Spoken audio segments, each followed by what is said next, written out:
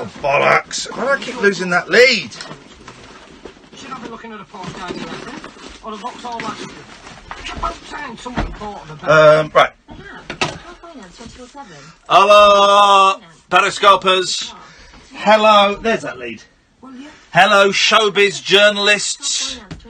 Hello, Channel 5 fans.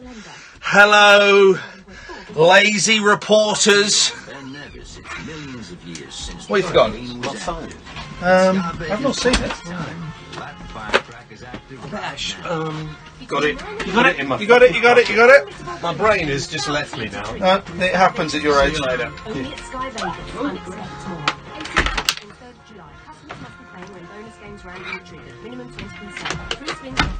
Right, we're streaming on Periscope and YouTube. By the way, it's a better... I know I'm streaming this on Periscope, showbiz reporters and lazy journos, but it's better experience if you go to the YouTube channel, youtube.com/rabbit hole. It's just a more fun experience. The former Russian spy is critically... No, well, here's the thing. I'm not going to tell them what happened today. I'm going to tell them after 11. Many of our residents in Salisbury and across the wider county may be feeling today. And I want to again reassure you there does not appear to be any immediate risk to the public. talkRADIO has been told that the government may have to legislate against food manufacturers if it wants to prevent the nation's obesity issue spiralling out of control. Public Health England found children are eating about a meal a day too much in calorie terms, and adults are having about 300 calories too many. It's called for food companies to cut calories by 20% in the next 6 years. Professor of Metabolic Science from Glasgow Uni, Naveed Tatar, told Jamie and Vicky he's not sure that Yes! Great! Forgotten song by The Who. I got my clip on. In Strasbourg have dismissed an appeal by the parents of terminally ill boy Isaiah Hastrup. They want his life support to be kept on. His life support to be kept on. Doctors at King's College Hospital in London say keeping the 12-month-old... Here we go, 400 people watching. I've titled Sir it... Mulfarris claimed he was racially harassed by security staff at an airport in Germany. The four-time Olympic champion wrote on social media... We'll be doing it later in the show, guys. Talking about what happened later on in the show. So stay tuned. All of you journos and showbiz people. Talking about it later. The director of British comedy Walk Like a Panther said he wanted to highlight pub closures across the country with the wrestling-themed film. Lock, Stock and Two Smoking Barrels filmmaker Dan Cadden initially intended for the movie to be a TV show before being convinced it was worthy of the big screen. Rain, sleet and hill snow will persist across northern Scotland this evening. Some showers are likely in the west, but staying largely dry elsewhere with patchy frost, mist and fog. The Late Night Alternative with Iain Lee on Talk. Get these speakers up. We have ways of making you talk. Here we go. Here we go. We're coming. I don't know if you guys can hear us. We're coming live. It's really difficult for you to hear us. We are coming live from Madison Square Garden this evening with The Who. The Who are playing the show at Madison Square Garden. They've just left the stage for the interval.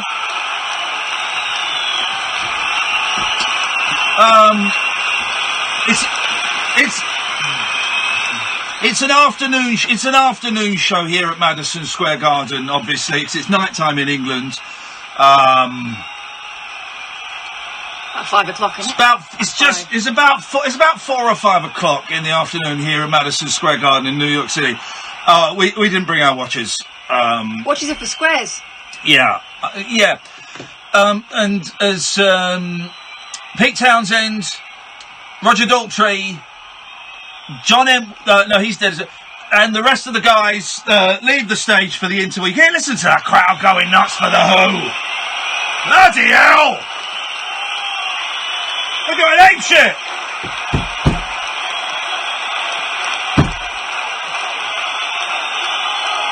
Yeah, they are going absolutely crazy there for They've all gone We quiet. could, well, because we've stepped out. You can hear them. They're going to be chanting for quite a long time. We have stepped out to the. I wouldn't call it a lobby. I'd call it. We're at the refreshment stands. Kath, would you like a drink?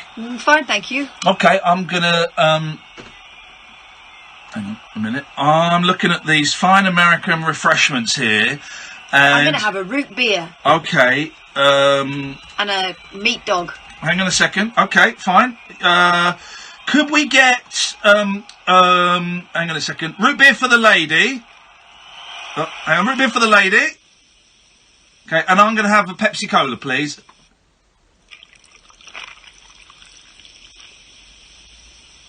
There we go. And we'll get some of those. We're going back now. So we're live at Madison Square Garden this evening, and but welcome to all our new listeners, all our new followers, showbiz journalists around the country, 15-year-old reporters who just simply lift things off of Twitter and take words and sentences out of context on radio shows and print them online and sometimes in newspapers. Don't worry.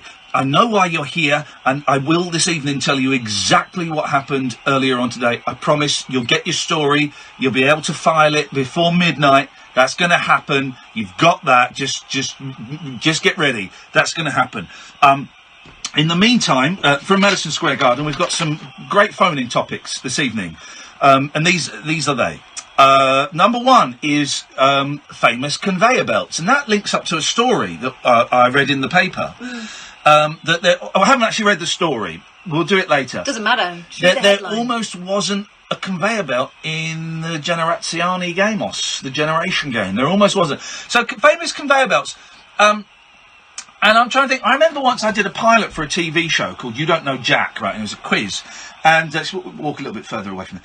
And at great expense, they had a conveyor belt in the studio, right, put into the floor. So I walked out from behind the scenery, stood on the conveyor belt, and it just took me up to the podium where I stood and did the questions. It was a really funny gag. It was a terrible pilot that never got picked up. But there must be... I've got one.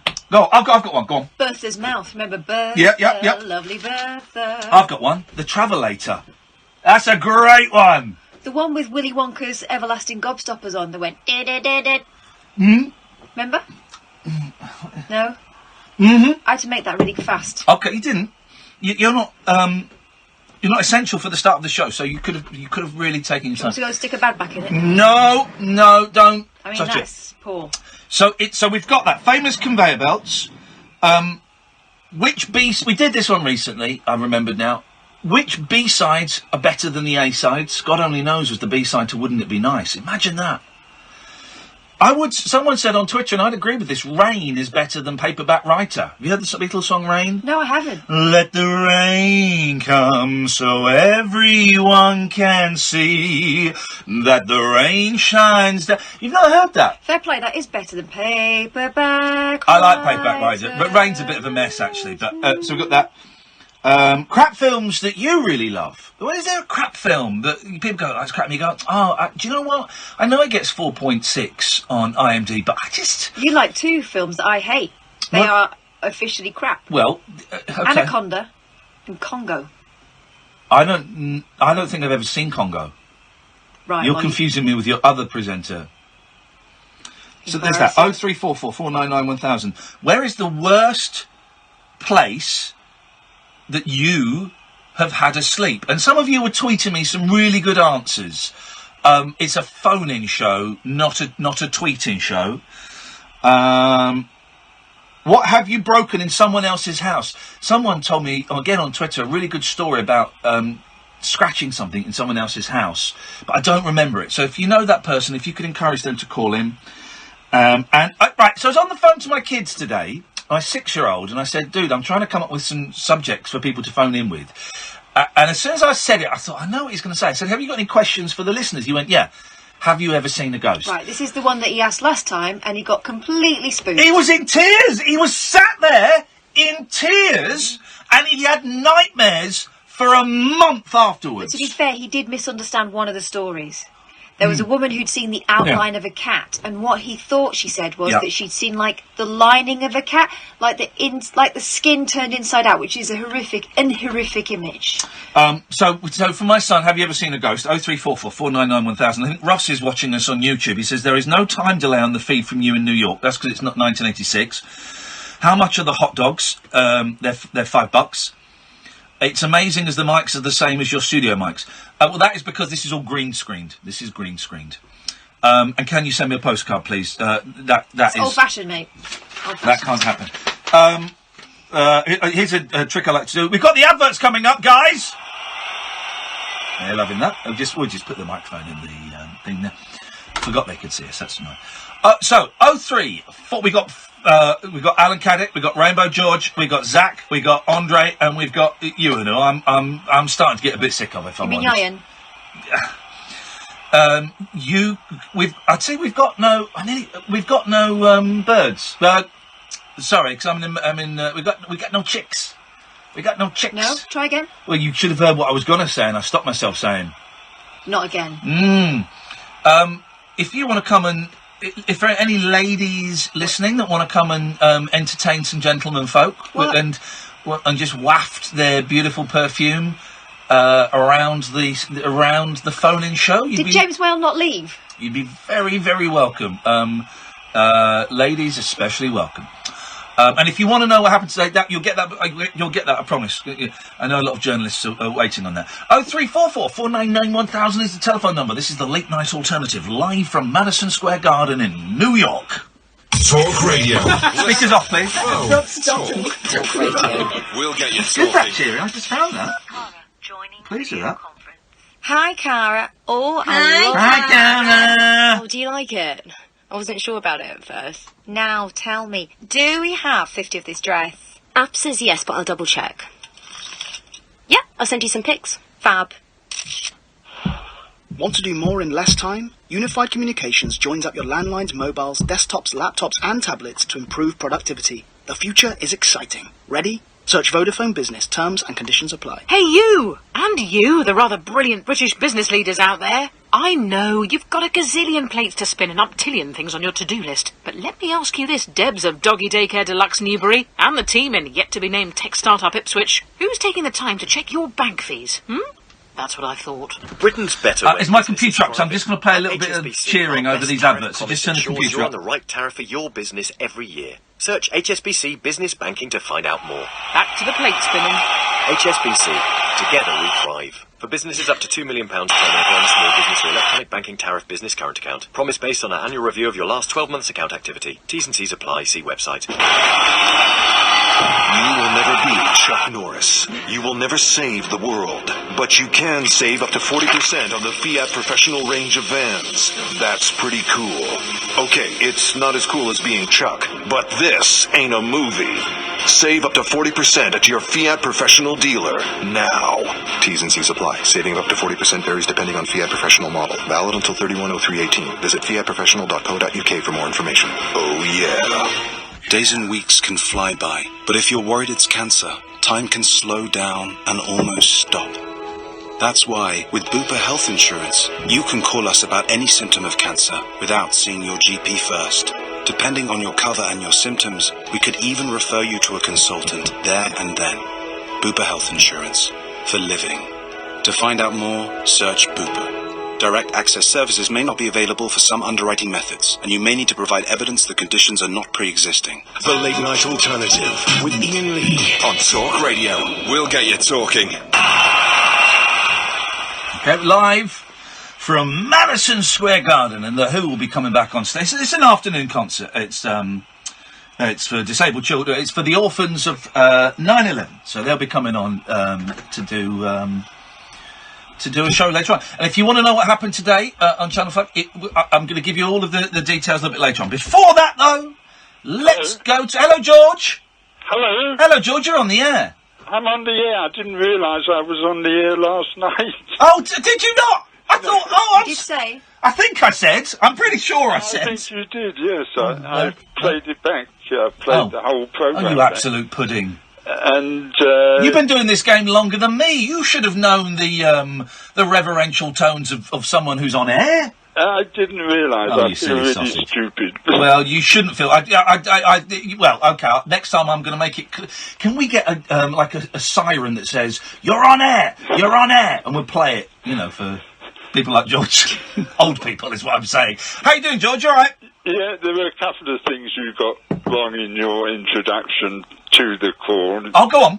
Correct me. You said I got £1 million for the house in Hampstead. It's I should have got £1 million, but as I was waiting to acquire ownership, I ran up quite a substantial debt, and I ended up with £478,290.69. I was hoping you were going to do the pennies, and you did.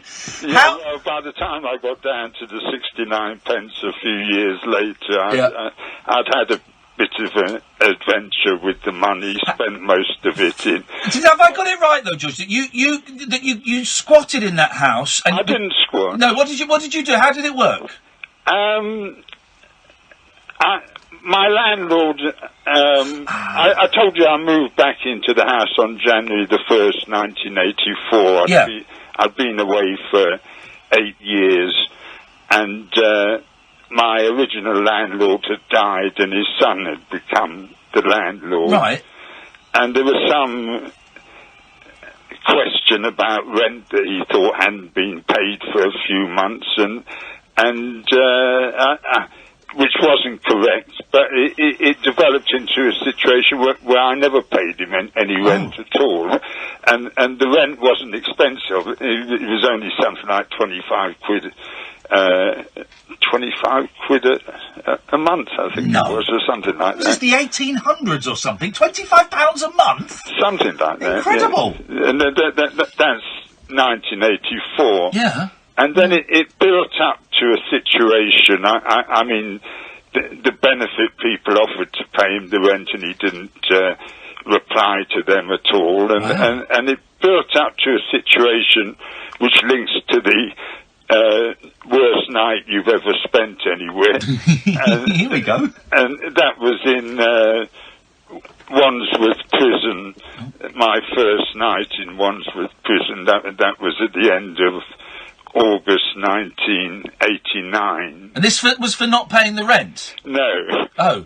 This was for supposedly selling some LSD to a couple of News of the World reporters. Oh. And, naughty. Well, it wasn't naughty. I got set up and ended up with a 9-month sentence. Really? For selling some tabs of LSD? Yeah. Flipping heck, man. That's bad news. Anyway, my first night in Wandsworth was horrible. They put me on the paedophiles wing for some reason, and I was quite frightened on that first night. But I was only in Wandsworth for a week, and then I was in Brixton for another week, and ended up in High Point, which was okay in Suffolk. But I came out of prison on the second day of the 90s. My last day in prison was January the 1st, 1990. I came out on the 2nd. Yeah. And while I'd been in prison, my landlord had been trying to get me out of the property permanently. And I arrived back to find out he'd been in and out of the property whilst I'd been in prison, apparently. And I get home and the place is underwater. There's a hole that's developed in the roof, and I really wanted to go back to prison. Yeah, but I phoned him up, and he sent builders round, and they put a new roof on the building. And then I asked him to pay for the damage that had been caused by the water coming through the ceiling. And that was the last I heard from him. I never heard from him again. And when I knew that I hadn't had any contact with him for 12 years, I I claimed the property for myself, and I was given the property. So isn't that incredible? Isn't that incredible? I told you he was a fascinating person, Kath, didn't I? He's an incredible. I can understand why he'd not want to pay the repairs and there was money and stuff like that. But not claiming the rent. But just to disappear and then let you take. Did you ever speak to him ever again? No. It's I don't know. You've inspired a few thoughts in my mind tonight. Anyway, being with the Who there. Yeah. I think it's about time we started up a band called. Here we go. The Y. Oh. The WHY. Yes. And I think we'll get that band together on April the 14th. I told you about this. Yeah. Gig we're having, so maybe that band will come together on that evening. So that's inspired by you. And, hey, beautiful! Thank you, man. Well, I'm glad to have helped in some way. Did you tune into that link I gave you, Rainbow George, into the Mystic? I haven't today, George. I'm going to be honest. Today has been quite a stressful day for me for various reasons. So no, I haven't. But tomorrow I am free all day. And when I'll wake up about 11 o'clock midday tomorrow. I'm going to make it my first point of call is to go and have a listen to that. Maybe you'll give me a call off here and we can talk about some exciting things. I think you're going to become... Hang on a minute. Are you trying to get me to sell you LSD? Is he really an undercover newspaper person? No, I think you're going to become known as Iain Lee. Oh. And we're going to have a good time together. You're spoiling me. No, I'm sure you're going to get involved in the one. Oh, I love you, mate. Honestly, I've listened to you for years, and I love you, and I love your stories, and I love your association with Peter Cook. I hadn't heard the full details of the house, the apartment thing before, and so if I'm definitely free that date in April, I'm going to do my best to come down. Good. Do you know my Ian Dury connections at all? No, I don't. Go on. Don't you? No. Ian became a close friend. He moved to Hampstead. Let me interrupt for 1 second. LBC won't let this guy on their station. They do not know what they are missing. There's rich stories. In the words of Pretty Woman, big mistake. Exactly. Go tell us about Ian Dury, please, George. Go on. Well, I'll say we became quite close when he moved to Hampstead. I met him at Peter Cook's house. Wow. Peter was having a party when they released the Derek and Clive Get the Horn tape, and Peter had a party back at his house afterwards, and Ian was there, and Ronnie Wood was there, Keith Richard was there, lots of Clive Anderson, lots of interesting people. Yeah. And Keith and Ronnie and me were the last three people to leave that party, and Peter filmed us. They had a coach at the top of the Mews, and Peter filmed us going to their coach about 6 o'clock in the morning, I think it was, or something like that. And Ian recorded a poem that I scribed called Rainbow Land. That's on YouTube as well. Ian Dury, Rainbow Land, and I sampled his voice on that on something else that is really nice on YouTube. It's a song that I'd love you to play. It's called Scoring Goals. Yeah, George, can I ask, because we share a common, I know you've not spoken to him for a while, but a common friend in Clive Ball. And Clive told me that he came round to your place once. The day before I went to prison. Oh, was it? Yeah. And there were piles of cassettes everywhere, because you used to record everything. Not everything, but a lot. Certainly the first couple of years, because I was looking, I think I mentioned it yesterday, I was looking to put together 7 one-hour tapes So I was recording conversations in my living room that I wanted to use on those tapes, as well as calls I was making to radio stations and what have you. Have you still got those tapes? Of course I have. I've got 33 years of tapes. Right. I've had an idea. You and me need to do alright, it's up to you, of course, obviously. We should do a podcast where we go through some of those tapes and dig out bits, and I interview you, or you don't even need me to interview you, but I'll record it, and you chat about what is on that bit of tape, and then we play a bit of that tape.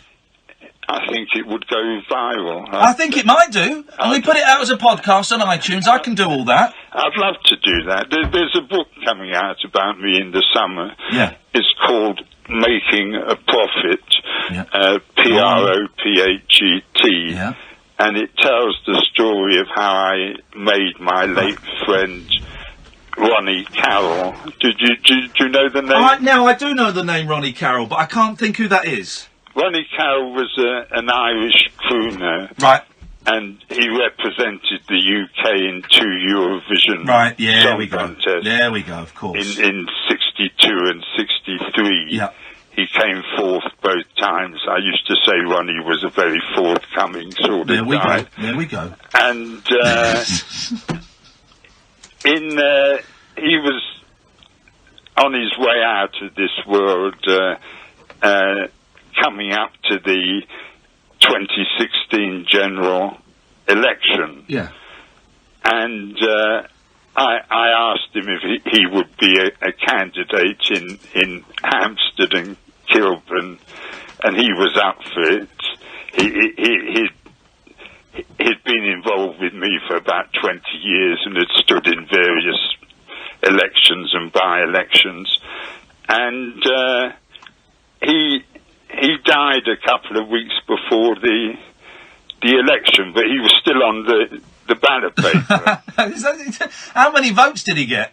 He got 113 votes, that's even brilliant. though he was dead. And then when the election came up in 2018, I stood in the election on the same platform that I'd given Ronnie to stand on, and I got about, I can't even remember, but I didn't get 100 votes, so Ronnie got more votes dead than I got alive. George, right, I've written down in my diary, call George tomorrow, right? I seriously think that you and I, maybe Kath, if you want to be involved, we should do a podcast. Well. We should do a podcast with those tapes, all that stuff you've got. We can go through.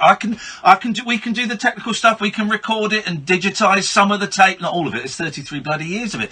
We can upload it to iTunes. We can put it out as a podcast.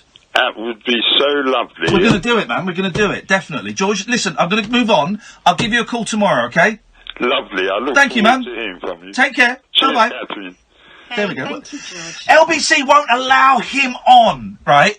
And already, in that 15 minutes, he's given us better stories than we've had on this show in the last 2 or 3 months. Maybe that's a slight exaggeration. But it's got 33 years worth of tapes. There'll be more Peter Cook stuff. There'll be kind of boring stuff. There'll be interesting stuff. There'll be weird stuff. We digitise it. We get him to top and tail it. You've got a podcast every fortnight. Incredible. So you go and sit with him for a few hours and record it, and we put a podcast every fortnight. The Rainbow George tapes or whatever. This is something in this. Oh, there's something in this. That would be good, wouldn't it? You up for that? Yeah, of course I am. All right, fine. He's in North London. We'll do that. Right. Onwards and upwards, dear listener. Oh, hang on. There we go. I think the Who might be coming back. I think. Hang on.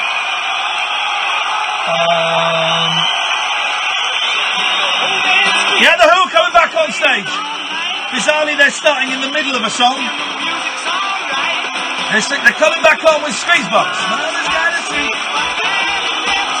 It's very hard to hear, but the Who are on stage live at Madison Square Garden. This is where the show's coming from. It's It's Talk Radio.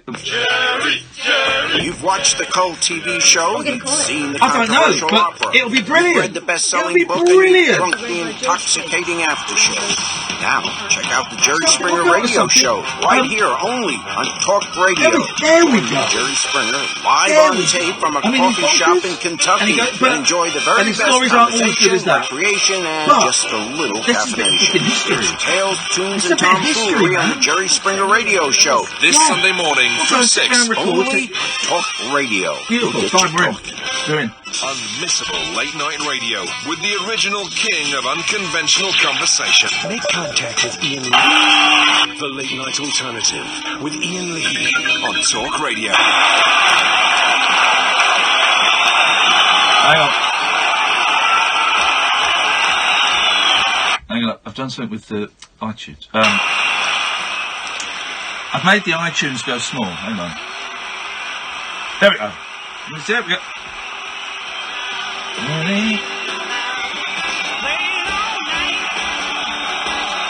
Okay, well we're gonna back away. We're gonna back away from that, and and we are going to have another root beer. Nope. Oh, balls. Here we go. There's one root beer for you, Catherine. Oh, delish. And I'm going to have a tab. Oh, tab clear. There we go. Nice drinks. If you're listening, showbiz people, if you're listening for what you'll get it. You'll get what happened today. The inside goss, I promise. But tonight, famous conveyor belts, B-sides that are better than A-sides. Crap fit. There. Here we go. Catherine. I've known Catherine for too long, and she said something to me today that made me stop in my tracks and think, oh, what? That's weird. And I went, what? And she told me again, and I wrote it down surreptitiously. I know exactly what you've written down. Oh, go on. My remembering place. Yeah, now, Kath has got a remembering place. Is this a euphemism for your foo-foo? No. Okay.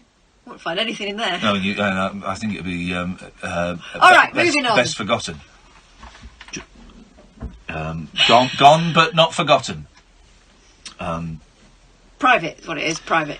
No, my remembering place Kath has got a remembering place. You know, for those moments where you go, where did I put that Yes. thing that I'm going to need, not now, Yeah. like, for example, in this case, I'm talking about, because he always nicks my pens, and I do have a pencil case, and it ends up being emptied over a course of time. Yeah. And I like a specific kind of pen, and so does Ian. Yeah, my pens. So these I've got to say, and these Muji pens are really, really good pens. They're excellent. I buy them in packs of like 10 or 12 Because I nick them. because they never stay in my pencil No. case. Anyway, so I've got a Do you fresh prefer set. do you prefer pencils or pencil sharpeners? Pencils. Really? Yeah, you I can like use a knife. I like pencil sharpeners because they look like a vagina. No. So, I've got this fresh batch of pens, and I'm not going to need them for a good month or so, but I will need them. And by the time I get to them, I won't remember where they are. But yes, I will, because they're in my remembering place. And the remembering place is on top of the bread bin. Is that a euphemism for your food? Bread bin? The bread bin. Hell no. Well, because my bread bin is got crumbs. You need to sweep yours out. Stale pan au chocolat. That's like you need to clear out, mate. Anyway, so where's your remembering place? Call me now. There we go. It's a lot of fun. Good evening. And people thought we were running out of ideas and this show was going off the boil. Welcome, guys. Good Very evening. much on the boil today. But very. But the thing is, we're watching the pot. Good evening, Pippa. Good evening, lovely. Good evening. Oh, is she talking to me or you? You. Yeah, that's correct. I knew that. I just didn't want to sound big-headed, but you're right. I am lovely, and Catherine is a sourpuss. I think in the interest of equality, you should be love and darling, and I could be Catherine. Oh God, listen to you being all I lesbian. didn't mean to start a row. Well, you've started a row, Pippa. You've started. We can do it. The feminazis. Feminazis. Imagine. Stop imagining and talk. Okay, Pippa, what have you got for us, my sweetheart? It was just a comment, really lovely. I rang you before Christmas about your dad and Auntie Hazel. Oh, yeah, my dad keeps at yours sometimes. Hello.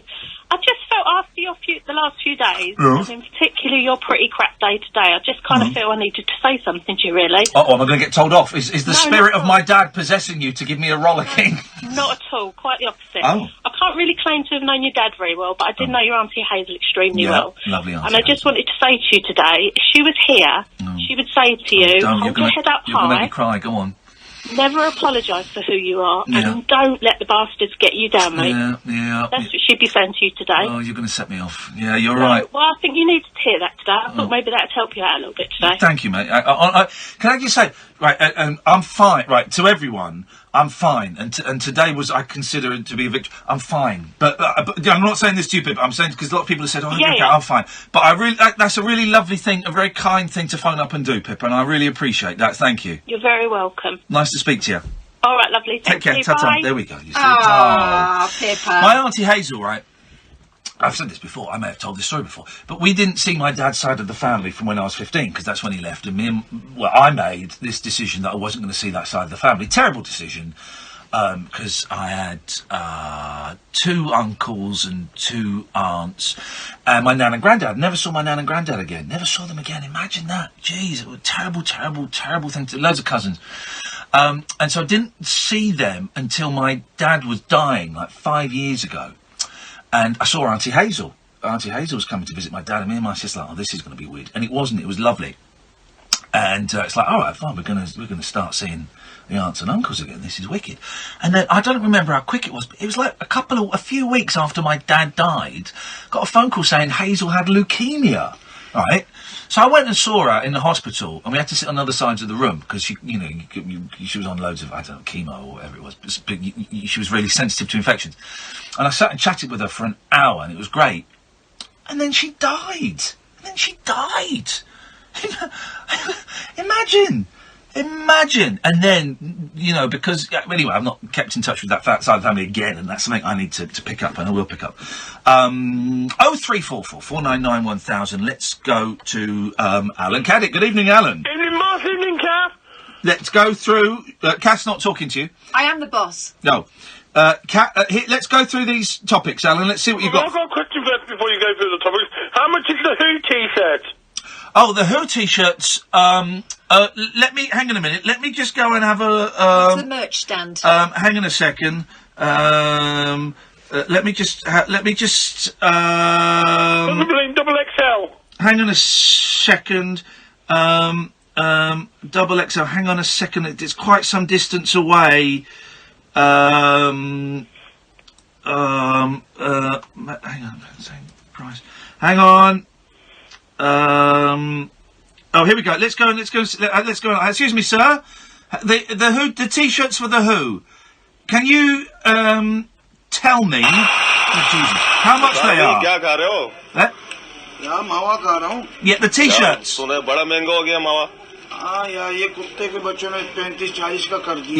Yes. Extra large. The one with Keith Moon on. $25 each. So the current weight of a cylinder will be about $17.99. Yeah, something like that. That's reasonable. It does, doesn't it? Can you name a famous conveyor belt, please?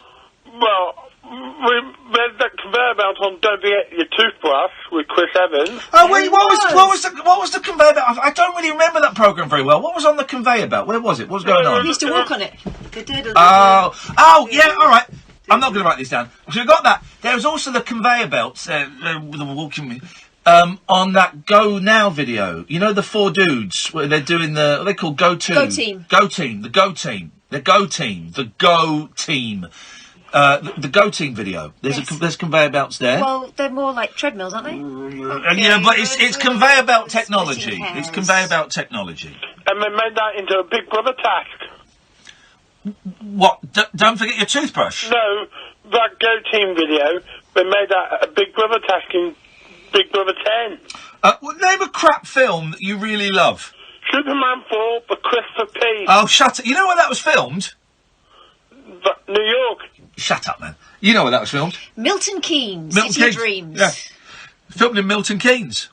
I didn't know that. Yeah, when you claim it as a film that you like. Which other iconic, I'd say movie, but it's not really a movie, it's more of a musical moment, was filmed in Milton Keynes? Oh, that was Taylor Swift, Shake It Off. Nope. Yes, it was. Nope. Yes, it was. Nope. Yes, it was. Nope. It was. It Nope. may not be the one you're thinking, but it was Taylor Swift, Shake It Off. Cats. What do you What reckon? one you thinking, Kath? I like small speakers. Because Richard liked the sound. Boom. Yep. He was skating through Milton Keynes, Centre MK. He copied Taylor Swift. You're not allowed to skate in Milton Keynes now because of all the spice use. Okay. Where's the worst place you've had a sleep? Worst place I've had a sleep was at the Glee Club after the third comedian. Oh, hang on a minute. This was his birthday. Hang on. This was the other week. Had you had too much pop, or were you just very tired? I was so high, I fell asleep. Joy, and security had to wake me up. You were so high. And the thing is, we know from experience, because we've all slept with Alan in one way or another, he's a snorer. He talks in his sleep. Is a snorer. So hang on a minute. Your mum and dad bought you tickets to. Your mum and dad bought you a ticket to the Glee and a curry to go to the Glee Club. They wanted you out all night. And you fell asleep. You were so hyped up, you fell asleep. Yeah. And what did you get chucked out? No. They just woke you up. Yeah. Twice. Twice. Back down after the Twice. Twice! Wow. Oh, mate, those comedians must have left feeling so happy about themselves. Well, this way, the last one, I was worried about getting home. I didn't think I'd see the last one. Great story, Alan. Nice to talk to you, mate. Thank you. Ta-ta. This is the,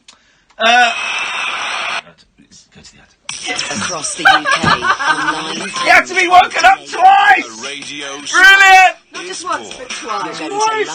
Talk Radio. His woman sent him out with a ticket. Sir, so and you're she interested got in a our curry as Vivaro well. van with up to 4 years warranty? She wanted him out all Exactly, night. plus up to 4 years servicing.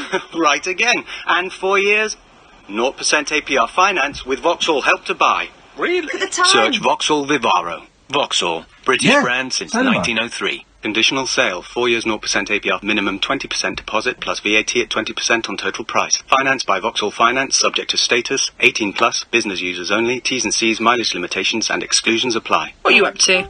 Listening to the radio? Oh, we know what she's up to. But are you going to bingo? Are you going to bingo? Are you going to bingo? Go Blackpool, but are you going to bingo? Stand in a field, but are you going to bingo? All I want to know is are you going to bingo? Little ducks, are you going to bingo? Legs 11, are you going to bingo? Two fat ladies, are you going to bingo? Stick it up your bum. Are you going to bingo? Everyone's a winner with Sun Bingo. Spend £10 and get a guaranteed prize every day. 18 plus. T's and C's apply. Bonus prizes are non-withdrawable. Please gamble responsibly. 1 2 1 2. Music's always best when it's live. You know what they Same do as part Sky of Vegas bonus time. That baby's live right now. Between 9 and 11 every to the night, gob. our Are you gonna unmissable bingo? bonus game is guaranteed to trigger in Sky Vegas bonus time. Only at Sky Vegas. And expect more. 18 plus, ends 3rd of July. Customers must be playing when bonus games randomly triggered. Minimum 20p stake. 3 spins must be claimed and used by midnight. Eligibility restrictions and further T's and C's apply. BeGambleAware.org. When the fun stops, stop.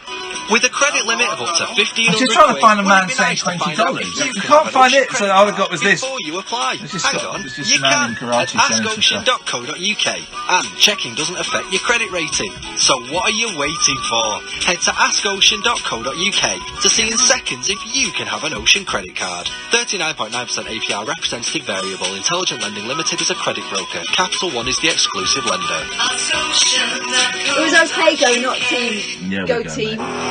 Just when you thought it was safe to turn on your radio, the Leviathan of chat rides again. Hello, I'm James Whale, the radio presenter who isn't afraid to tell you what to think. I believe the media should be well balanced. I myself am not. There is only one James Whale. I remember when I filled up my last swimming pool, it cost nothing. The legendary James Whale Show. You've got to be so careful, haven't you? Well, I haven't got to be careful. I don't give a stuff one way or the other, to be honest with you. 100% whale, 0% blubber. I want to know whether or not I'm being too rude. Tomorrow night from 7 on Talk Radio. unfathomable tales of mystery and imagination on the radio show that does things differently. Dolly Parton, I listen to a record all day long. The Late Night Alternative with Iain Lee. I'm a nut job, but not that kind of nut job. On Talk Radio. Honest to God, it's the new Breaking Bad. Oh, no. Oh! They've just walked off! They have just walked off! Oh. They just walked off! Whoa! Oh! Oh! What has happened? The vibe has, the vibe is, no, if you can hear it. The vibe has really changed. The vibe has really, turned now very, very dark. Very dark there. Well, okay. Well, that we've left now. We've left Madison Square Garden. That'll do, now. I think. Yeah. You've got the vibe. Yeah. We've that was the very. Is it funny how it can just change? The vibe can just change. Anyway, we've left Madison Square Garden now. We're just wandering around. Just wandering around in New York. Let's crack on with these phone calls. Good evening, Sally. Hello. Hello, Sally. Hello. Yep. I can't waft my perfumes through the studio. There we go. That's it. Take a little strut around the studio, girl. Go on. Okay. Sorry? There we go. Come on. What? If you're ironic, you can say anything. I could be racist now and then go, I'm being ironic. Not today. Oh? No. Okay, not when all the journos are listening. No, you're right. Good evening, Sally. What have you got for us tonight? Well, it's been so long since I rang, I thought I'd break my duck again on subjects and get myself in the rhythm again. Here we go. This is the rhythm of the night. Okay. Have you ever seen a ghost? If you got to think about it, then the answer's no. Apparently I did when I was a child, but no. What have you broken? This is my favourite one. Well, and this is the one I really want to take off. What have you broken in someone else's house? Okay, I gave this one a lot of thought. Yes. And the only thing that I could think of was something. I broke a bed. I broke a bed. Kath, you deal with this one. It's women's issues. You deal with it. Yeah. Were you bouncing on it by yourself? Oh no, or with a friend? Someone else. I was with a friend. Okay. And they were just like jumping up and down on it. If any kids, it's just jumping up and down it like a trampoline. It's a fun thing to do. Okay. Yeah. Okay. Okay. Worst place that At what point? I mean, no, hang on. How long were you bouncing before it went? Come on. I mean, that's a bit rich. It was, it was getting to the end, so it was a bit frustrating. Well, the next question is the worst place you've had a kip, but I bet it's on a three-legged bed. No, worst place I've kipped. During an endoscopy, I fell asleep. That's the camera up the bum. No, it's the camera down the throat, and they were removing stones from my bile duct. Okay. So, yeah. Very soothing, I hear. Why do we call it a kip? There's a question for you. There is a question. That's a good question. Why do we call it a kip? A kip. Kipling? Rudyard Kipling? Could it be something to do with Rudyard Kipling? No. It probably goes back further than that. A kip. I bet it is something to do with the military Raj type slang. A lot of these things are to do with military slang. Of course, we all know what Sweet FA stands for. What? Yeah. Sweet Fanny Adams. Yeah. Everyone thinks my it stands. initials too. Well, everyone thinks it stands for Sweet F all. They're my youngest daughter's initials too. Really? Yeah. And you know the story of Fanny Adams. I think I've told you this before. Yes. She was like an 8-year-old girl that was brutally murdered in the 1800s and was chopped up. And so merchant seamen, come on, guys, if they got really crap meals and it was like horrible meat, nondescript meat, and they would call it Sweet FA, Sweet Fanny Adams. Okay. Oh, B-side. Sorry. Is it hello? Yes. Go on. Yeah. Go on. Okay. In 1995. Yes. Green Day released a song called Brain Stew. Oh, yes. Yeah. But this other side was a song called No Pride, except for the release in Germany, which was... Here we go. Good Riddance, Time of Your Life. That was... Well, hang on a minute. But that was an A-side at some places. In 1998, it was an A-side. But in 1995, it was a B-side. Only in Germany. I don't know if I can allow that, because I'm going to... Well, no, because it was an A-side, ultimately. But it started off as a B-side. I tell you... And it was so good, it went to an A-side. I tell you a great B-side, right? I don't know what the A-side was. I don't know what the A-side. I'm going to say a band, and you're going to go, what? I'm going to tell you.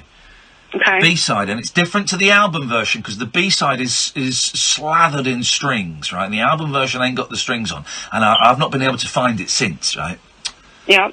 Travis did an amazing B-side called More Than Us, I think. And the B-side version... Yes, Yeah, you played it. I might have done that. I'm an educator. You did play it. I remember listening to it. No. Yeah. Anything else? No, just, hello, nice to speak to you again, and... Thanks for calling! Bye! Tutty, bye. Let's go to Cleo. Good evening, Cleo. Good evening, ladies and germs. Okay. That's the first time I've rung you in ages. I know. Everyone's coming out of the woodwork. Everyone wants a piece of Lee after... while he's clinging to the edges of his frail mental state. Everyone wants it. What you got for us, ma'am? You back. Huh? Right, I forgot it's Cleo. He talks for bloody ages. You got 2 minutes. I've got sleep apnea, so I'm going to go into where I've woken up in strange places. Yeah, go on. No, that wasn't it. No, that wasn't it. No, where's... Kath, who's doing Where Have You Woken Up in Strange Places? I think that might be on London's Biggest C Word. Yeah, no, we're doing... the closest I've got to that is Worst Place to Have a Kip. Oh, well, it's the same thing. It's not the same thing. Well, go on, we'll judge if it's a bad place. Biffa bin behind the back of a nightclub. Yeah, that'll do. It's a bad place. I like a Biffa bin. Yeah. What happened, mate? The cleaning cupboard of the Tuxedo Princess, which is a horrendous... Well, hang on, is it still going? Is it still... Yeah, shut up. Is it still going? There's lots. Right, in that case, they're excellent. They're excellent places, and I thoroughly recommend everyone goes. Carry on. Just saving you a lawsuit. I want... Oh, God, are the buildings in for? No. Is he drunk? What is going on with his I would ramblings? like you to choose the worst. Sorry? Because there's been lots of bads. Well, okay. okay. I'd like one of you guys to choose the worst. Okay, right. Yeah, I'll let Kath do that, because I haven't got a clue what's going on. So, Biffa bin. Yep. Recapping here. Yep. Traffic Island in Camden. Yep. Fell asleep there, looks cosy. The zebra crossings outside of a nightclub in Newcastle. Zebra crossing? So a road? Yes. Zebra crossing? It's very dangerous. I'm a dick. I've got sleep apnea and I used to drink a lot. Yeah. And the cleaning cupboard of the Tuxedo Boris Becker style. Catherine, which of those is the worst place to have a kip? So I'm road. No, I'll leave the floor to you guys. Okay, thanks very much indeed. What's wrong with Cleo? Is he dead? Is he calling us from the spirit world? Maybe when he slept in the road he got... Yeah. Off. 03444991000. This is Talk Radio. Talk Boom. Radio. An hour. Digital debate for the UK. Talk Radio. We'll get you talking. Brighten up your mornings and take a brilliant break with Mike Graham on Talk Radio with the Sun Holiday Shop. Great value breaks all year round. Listen to Talk Radio every weekday morning from 10 for 3 hours packed full of fabulous features, great value guests and quick-fire calls on all of the day's top talking points. Don't miss Mike Graham every weekday morning from 10 on Talk Radio with the Sun Holiday Shop. Great value breaks all year round. Go to thesun.co.uk/holiday shop. Up here on Ben Nevis, it's millions of years since the volcano was active. But Sky Vegas bonus time, that firecracker's active right now. Between 9 and 11 every night, our unmissable bonus game is guaranteed to trigger in Sky Vegas bonus time. Only at Sky Vegas. Unexpect more. 18 plus, ends 3rd of July. Customers must be playing when bonus games randomly triggered. Minimum 20p stake. 3 spins must be claimed and used by midnight. Eligibility restrictions and further T's and C's apply. BeGambleAware.org. When the fun stops, stop. MyCarNeeds.com. My car needs a service, but where can I find a good price and someone I can trust? Whatever your car needs, just type in a few details and approved local businesses will quote for your work. Then pick whichever's best for you. Just visit MyCarNeeds.com. We've already responsibly scrapped thousands of vehicles on the Ford New for Old scheme. And we've extended it to vehicles registered before the 31st of December 2010, and to also include the Ford Ranger. Save between £2,000 and £4,950 on the recommended on-the-road price when you trade in your old vehicle for a new Ford car. T-shirt, so I've Visit your Ford dealer before the 31st of March to find out more. It would appear someone wants to dress like this. Together we go Get a look further. at balcony shirts. Selected models excluded. Contract by 31st of March 2018 and registered by 30th of September 2018. Are you going to bingo? I don't know if I'm allowed to. T's and C's apply. Visit ford.co.uk/scrappage for more information. Across the UK, online and on Well, pay for it. DAB. Talk Radio, on the hour news headlines.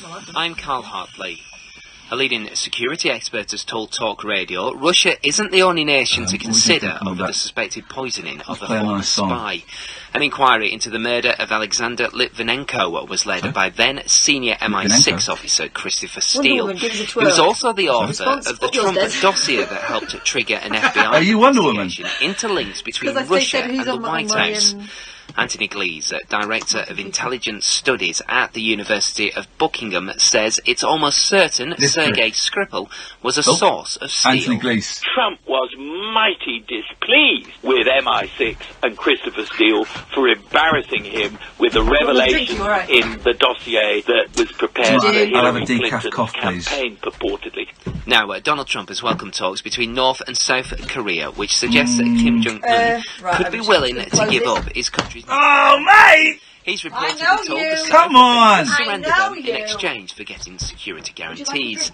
The US president says the dispute should have been dealt with years ago. Hopefully we'll go in the very, very peaceful, beautiful path. We're prepared to go whichever path is necessary. I think we're having very good dialogue. You're going to certainly find out pretty soon what's happening, but we have made progress, there's no question about it. A man is being held on suspicion of manslaughter in connection with an explosion in Leicester last month, which killed 5 people. He's the 7th person to be arrested over the blast. The bodies of 2 young boys and their dad have been found at the foot of cliffs in Eastbourne, an hour before their mum was discovered dead at the home in West London. Police aren't looking for anybody else. And transgender model Munro Bergdorf has quit as an LGBT advisor to the Labour Party after just a week. She's blamed what she says has been endless attacks on her character in the press for leaving after just a week. Her appointment was criticised by Tory MPs because of previous comments she made, including claiming that all white people are racist. Now, after a dry, misty night for most, tomorrow we'll see a mix of sunny spells and showers. Some more snow is expected over the Scottish hills and highs of 9 degrees. The Late Night Alternative with Iain Lee on Talk Radio. We have ways of making you talk.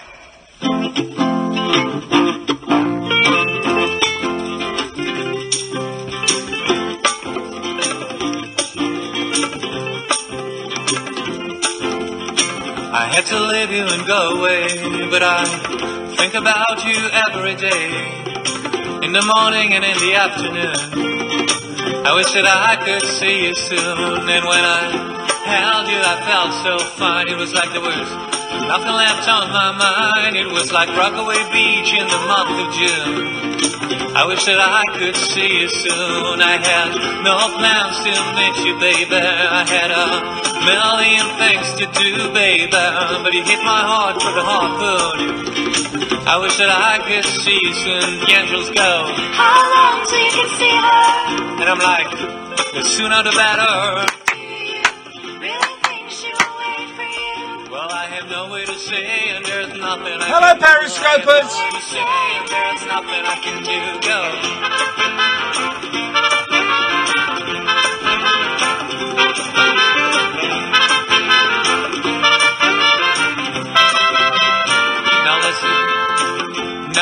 am across the sea, I wonder if you're gonna wait for me or if you're gonna find a new boy to spoon.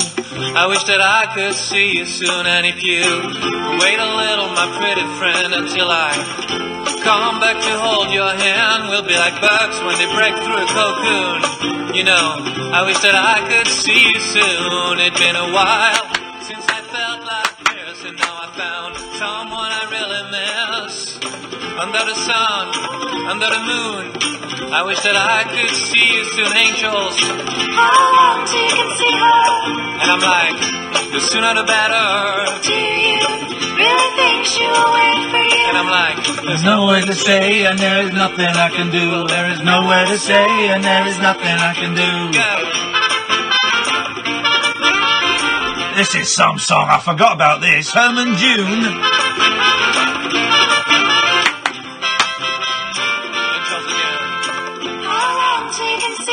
And I'm like, well, the sooner the better. Do you really think she will wait for you? And I'm like, there's nowhere to say and there is nothing I can do. There is nowhere to say and there is nothing I can do. There is nowhere to say and there is nothing I can do. Nowhere to say and there is nothing I can do. I forgot about that. That's some song, man. That's Herman June. 0344 499 1000. Showbiz journalists and people who want to know what happened today. I'll let you know later. I promise that's going to come. In the meantime, this is the late night alternative on Talk Radio with me, Iain Lee. Here she comes. She karate kicked her way into the door, and those doors, isn't it? Those doors are heavy, but they swing back quickly, right? I was reminded when I picked up my 6-year-old from school a couple of months ago, maybe before Christmas. No, it wasn't before Christmas. I was away. It was earlier this year. I was reminded of one of my favourite games that I've not played for years, and my boy was playing it. The thing of when someone goes through a door in front of you and it swings shut, trying to get through it without touching it. Do you play that? I play that every day after you because you never hold it open. No, I don't because I'm a feminazi. But my boy did it, and I was like, oh yeah, I'm up for some of this. And it's the most exciting, most dangerous. Don't play with that door; it's heavy. That hurts. Well, that door, if you open it quickly, it swings back quickly. There's something wrong with imagine being the person that invented the hinge.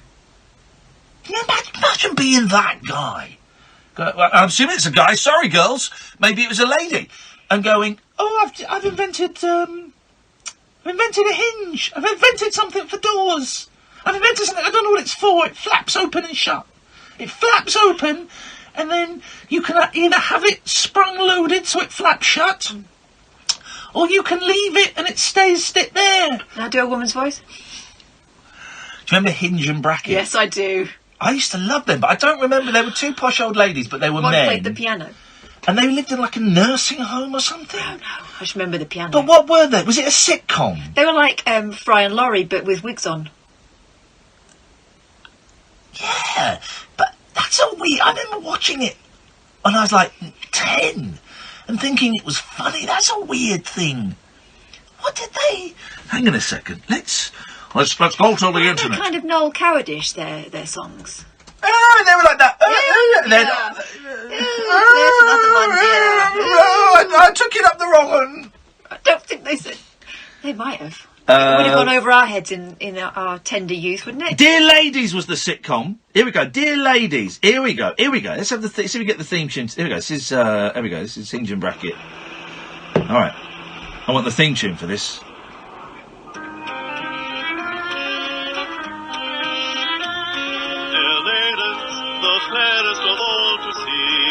Starring Dame Hilda Bracket and Dr. Evadne Hinge. Evadne.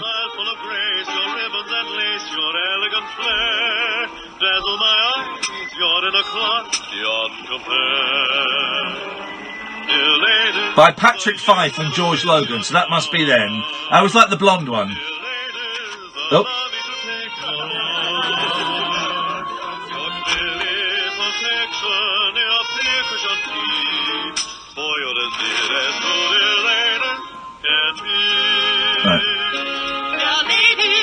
All right, we get the idea. Let's hear them talking now. This is, by the way, the rest of the show is. Trevi approximating container for petit beurre. Trevi fountain, yes. Container for petit beurre.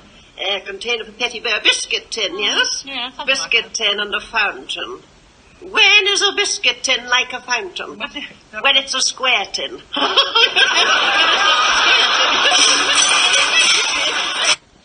Hang on. What? What? What? When is a biscuit tin like a fountain? When it's a square tin? What just? Oh, squirting. Squirting. I got it. Okay. Got it. Coffee must be ready. Maud, so good to us, you know. I don't know what we'd do without her. Come along, you know as well as I do, dear. That woman is incompetent. Oh, she's not over there. Thank you, Maud. Lovely. Thank you.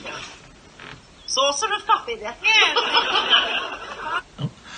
I'm really tempted to play out just the audio from Dear Lady starring Hinge and Brackett. I shan't. There was one more thing. There was one more thing here. Hinge and Brackett on the 1989 Royal Variety performance. Oh, Queen loved him, I bet. Yeah, I bet she did. Hinge and Brackett, 1989 Royal Variety performance. This is something for the teenagers. Here we go. Nice to be recognised immediately. Isn't it lovely?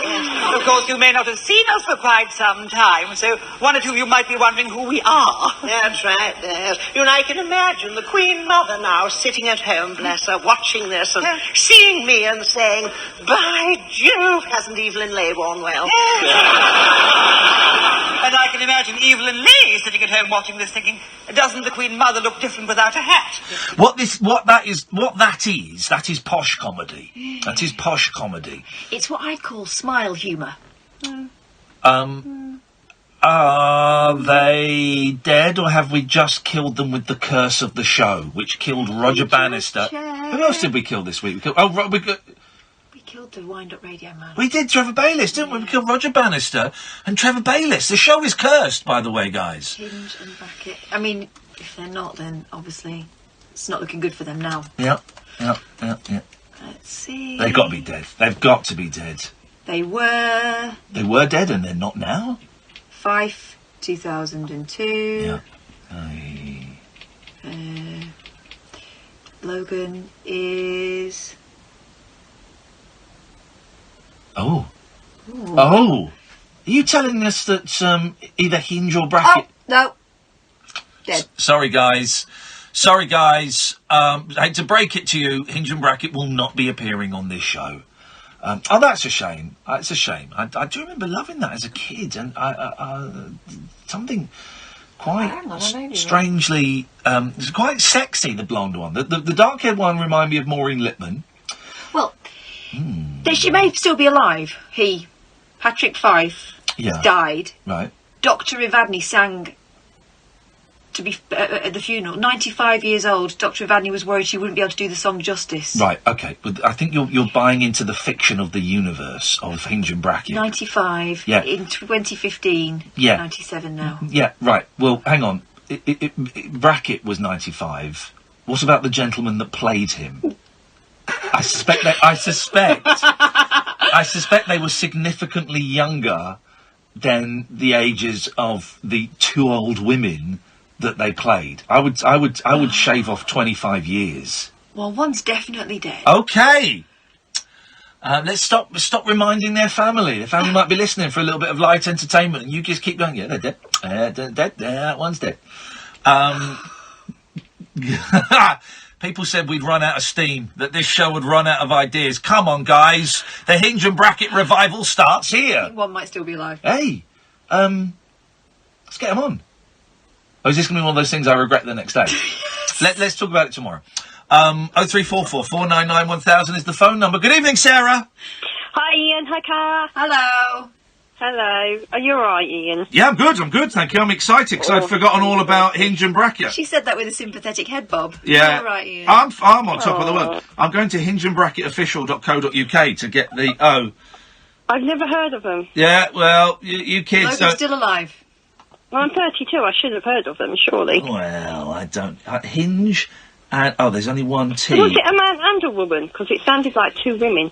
Yeah, right. They were both excellent female impersonators, and I have had a tweet from Gary who should know because he says, I published Dame Evadne Hinge's autobiography, The Naked Doctor.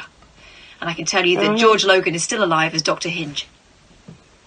So. Oh, he was a doctor. Can we get... I don't want... Who plays Dr. Hinge? George Logan. I don't want George Logan on the show. I want Dr. Hinge on the show. Oh, I wonder. I wonder if we can get Dr. Hinge on the show. She'll be in a home for retired artistes. Yeah, I want Dr. Hinge on this show. That's what we want. I hope you get them, because they sound awfully One of them's dead. Yeah, well, I'm going to get one of them at best. Awesome. I'm sure Ian can fill in as the other. With his I don't know! Oh. Anyway, Sarah, what you got for us? No, I had to ring in to unwind because my mum and dad have been over. Oh. Which is fine, but they made me watch this awful TV programme about couples who... Oh! Stop, because we loved it. Stop. Right, for those who don't know, it's called I Want to Have It Off with Someone Else. No, the 7 years... Switch. 7 year switch. So it's couples that have obviously fallen out of love with each other. One of the men is probably gay. We won't say who for legal reasons. I think a few of them are. And so they then go off to Thailand and they go and live with. They swap wives, but it's not like a sexual thing. But I bet there's a little bit of rumpy-pumpy going on. I bet there is, and it was awful because there was this one guy and he was so manipulative. And honest to God, I've never sworn so much at a TV or in my house ever. Well, this is the terrible thing, because it's out of a sad thing for all of the couples, right? But Ian and I were sitting there going, well, I mean, they should just finish. I mean, they've already broken up. What's the point? The one where the fella had moved out and was living with his mum and the woman was looking after the 2 kids? And just before they're about to get married, he said, I don't think I love you. Guys, that one's done! And they only had, like, one bed in the houses that they moved into, the other couple. Yeah. And he was the one, he was a cheeky git. He was the one saying, I'm worried about her being in the bed with another man. They weren't married, and he said he wasn't sure if he loved her. So what if she was? If you're not the one, then why does my heart beat You're right. like... He's a cheeky git, and he's doing the thing that some people do, which is trying to keep their options open. Oh, he was just manipulative. He was a bully. And... I've never watched a programme and it's made me feel that angry. But that programme is not going to make anyone look good, is it? No, it wouldn't make any couple look good at all. And I felt sorry for all of them because they all had little kids. Yeah, I know, and it's the kids.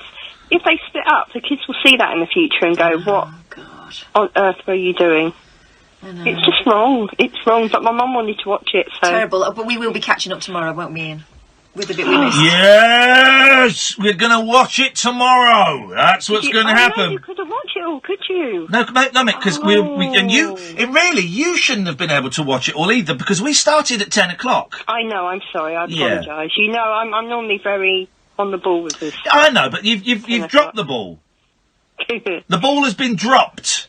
Okay. Anyway, how are your mum and dad? They're swing. Did it give them some ideas? Did they leave early? And your mum was Googling dogging sites.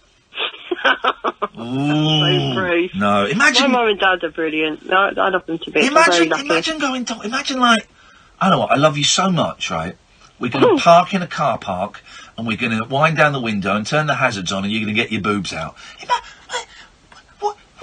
When does that become sexy? Imagine they're like dirty old men are going to put their winkies in the cars and I'd wind the windows up quick. Depends how big the winky was. Exactly! Yeah. Couldn't do with the old-fashioned cars, could you?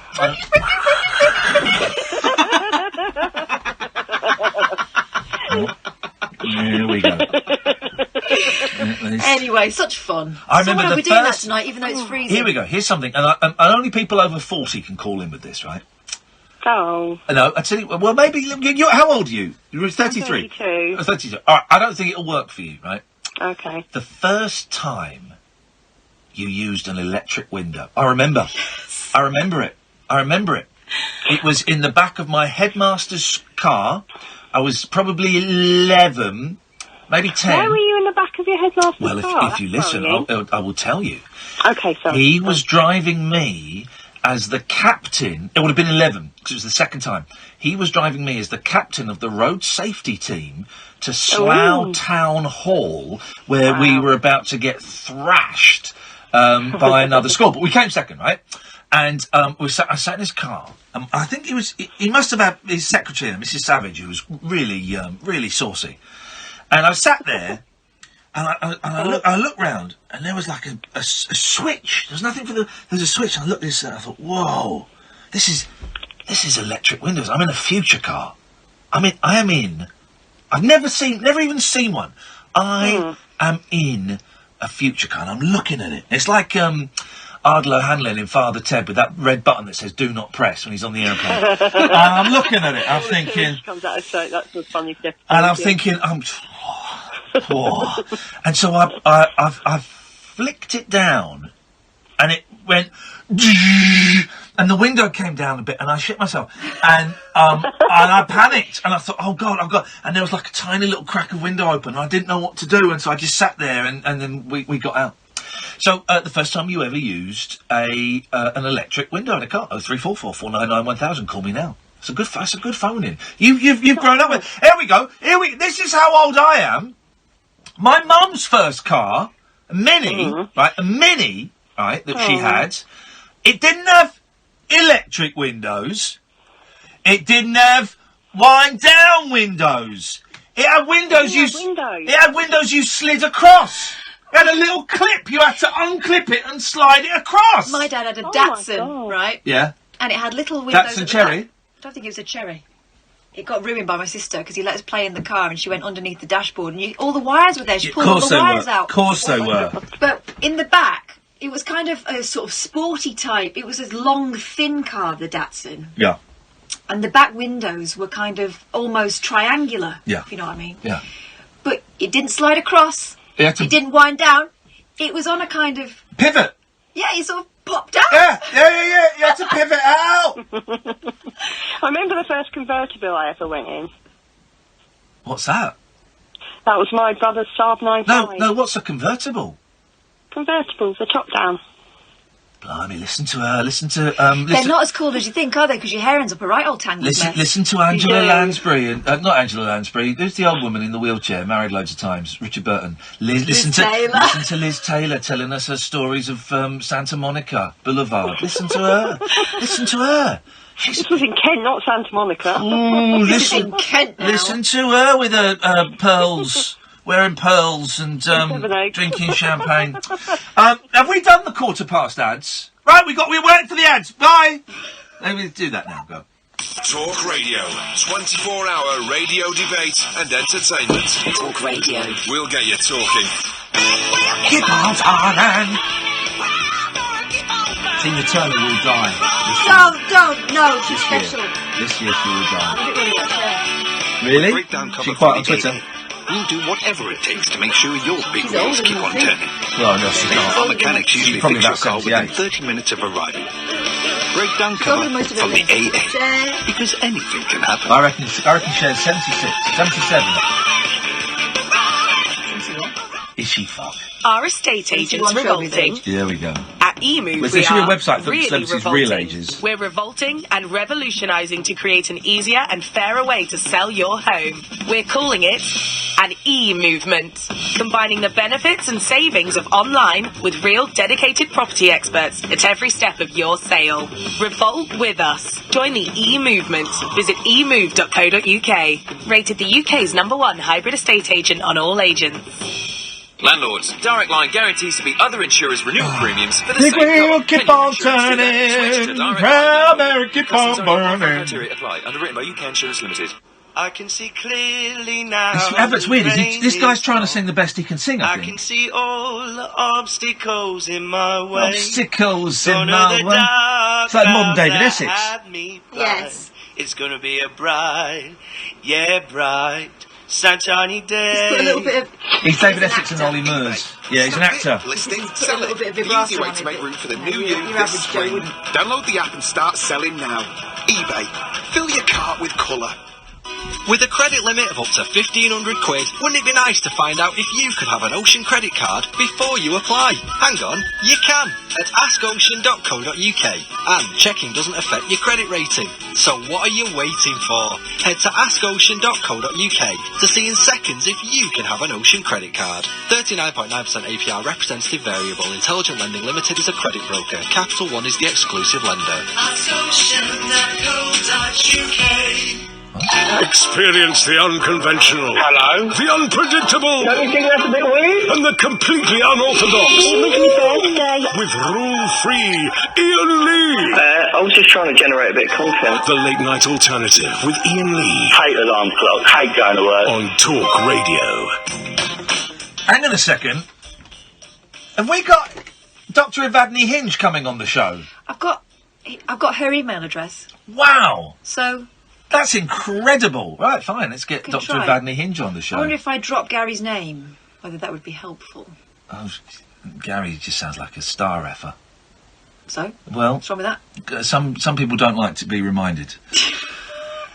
Don't worry, I know... I'm really sorry, showbiz journalists and 15-year-olds that write for the Huffington Post. I'm going to give you the story, I promise. I promise you'll get the story about what happened today. But I've just got to do a bit of show. 0344 499 1000 is the telephone number if you'd like to give us a call. Oh, I nearly did it. Do you know where that voice was going? Give us your bloody money. 0344... I shouldn't have stopped it. It was going towards Bob Geldof. May not sound, didn't sound like it, but I could feel the shape of Geldof's mouth in mine. Ooh. Oh no, I don't believe it. I don't believe it. I'm Victor Mulder. I actually don't believe it. I've never seen that programme, and I'm still doing a spot-on impersonation. I was going to say, you can tell. I don't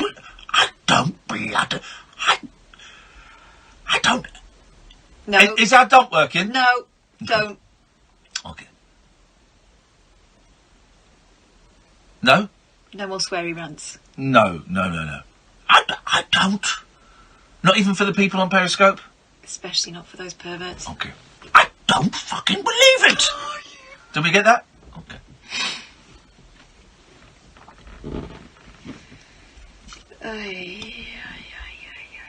Apologies, Periscopers. That was inappropriate. That was inappropriate humour. It was foul-mouthed humour. But I wonder. I was at a party the other day, and I wondered what it. And I could see a joint being passed around, and I wondered what it would be By like. the way, the mirror, he wasn't. It's I was there. Party. It was a party I hallucinated whilst on heroin, and I wondered what Scooby-Doo would sound like if he was stoned, and I think it would be something like this. Thank you very much. And I also wondered what Al Pacino would sound like if he was stoned, and it would sound like this. Hoo-ha! And then I wondered, none of these people, for legal reasons, do drugs. Scooby-Doo... Shaggy, for sure. Well, Shaggy, of course... Like school. And I wondered what James Bond would sound like if he had the munchies.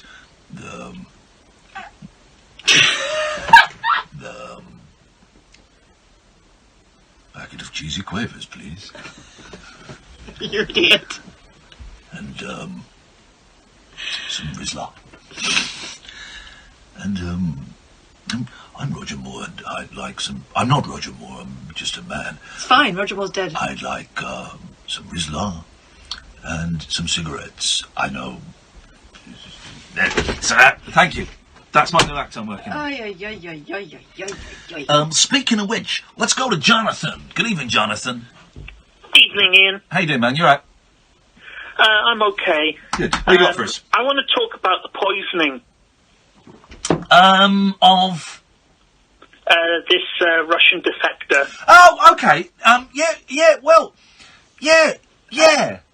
no, hang on a minute. No, we can.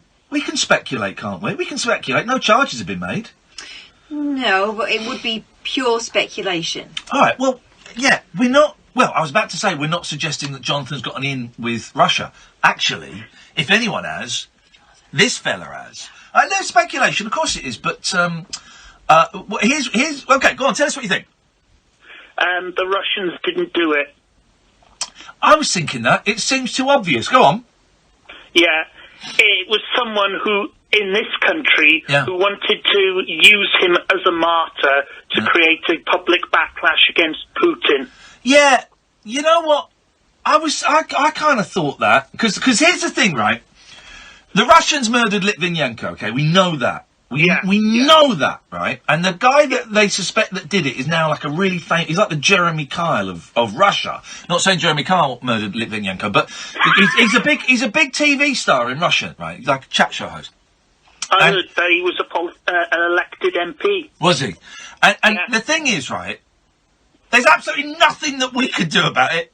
It's Russia!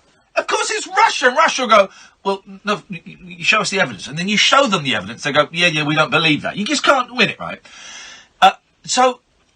I did think, and maybe this is where I am falling down the Russia Today, the John Gaunt taking money just to say any old crap and sell out your country kind of line, is that maybe it is done by someone British who wants to create problems between Britain and Russia. And that's my stomach. Mine. Is it? No, it was mine. I felt it. It was mine. I felt that was mine. Mine went as well. Shut up, that was mine. Mine went. They were in sync, like girl flatmates at our first year at uni. That happened, that's the thing. No, it's not, it's a myth. Well, it happened. No. Yes. No, it's a myth. Don't deny my truth. No. Let me explain something. It's a myth. No. Women's cycles... It happened. It's a myth. It happened. No, you were in sync already. What? Oh! So did you compare periods from before you went in? And like one of you was like on the 13th, one was like on the 20th, and one was on the 30th. Did you compare those dates before you went in? Just that we'd say there, Jonathan. I think we're being tapped. Did you compare the data before and the data after? Or did you just all go... What crazy parties do you think we were having? Or did you just all go, oh, hey, you're coming out of the bathroom, I can say it, without any embarrassment whatsoever, with Tampax, and you're coming out with pads because of toxic shock syndrome. I too am on my I too am having a difficult period right now. Can you get out of... I don't like you being No, in this scenario. I know you don't, but I'm a feminazi. You've got no right. This is your time to listen. Exactly. Me too. Hashtag me too. No, not you. Hashtag time's up. With or without the apostrophe. All right, guys? She had it burnt on her arm. With or without the apostrophe. Spoiler alert, it wasn't a real tattoo. Oh. But carry on. Spoiler alert, it wasn't really Hermione from thing, it was something else. She's an actor. So here's the thing. I don't believe you. I don't believe care. you. Okay, fine. I'm not doing it to impress you. All right, show me the stats, and then we can talk about it. Until then, Jonathan, sorry, you were talking about periods. Go on. No. All I can add to that is if I'm found dead and they say it's a suicide, it wasn't a suicide. I was killed by the government. Right, hang on a second though. Or you could have been killed by me or one of my many listeners. Or maybe you're going to kill yourself tonight to frame the government in the same way that you think someone is framing Russia. Oh, Jonathan! Yeah. Well, sorry, what? That'd be a bit You hate the government so much, you're prepared to be another martyr because you've come on this national radio station knowing that the showbiz journalists and Huffington Post are listening, and you've laid down the gauntlet, and you're going to take your own life so that it looks like Boris Johnson ordered a hit on you. I've got you sus, Jonathan. I don't think Boris Johnson knows what end of the gun the cartridge goes in. No, that's true. By the way, it's not cartridges. You're thinking of a VCR. They're actually bullets. Thanks very much indeed. Not VCR, VCS. VCS, Atari is what I meant to say. Atari VCS. They're cartridges. Yeah, okay, go on, carry on. Sorry? Good story. I just like accuracy. You know me, I like accuracy. Always. You're saying I'm a pendant, are you? I'm not a pendant. I'm just right. Just right. Yeah, we were at the concert earlier. We've done that bit now. Ricardo. Oh, wait a second. Wait. Well, no, you wait. You wait. No, you wait. You wait, buddy. You'll be waiting. You'll be waiting. Make you wait. You'll be waiting at the end of my fist. Oh. In your in his face. In his face. Specifics. Oh, here we go. How are you two doing? Very, very, very well indeed. Thank you. Because I tell you why. Because I'm on a... It's very upbeat tonight. Good show. People said we've run out of shtick. Well, we just found a box full of shtick in the back of my car. I tell you why I'm in a good mood. Michael Stick won Wimbledon, I think. Apparently so. Here's why. Here's the thing about. Here's the thing about Sir Bradley Wiggins, right? And this is what I think about Sir Bradley Wiggins, right? Forget the doping. Put that to one side, right? I'll tell you why he should have really? Was he got done for doping? Well, he says it's a smear. He denies it. Other people say that he crossed the ethical line, not the. Anyway, here's what I've been thinking, right? Well, he's not. This is why his knighthood should be stripped from him. Have you seen his hair in that BBC interview?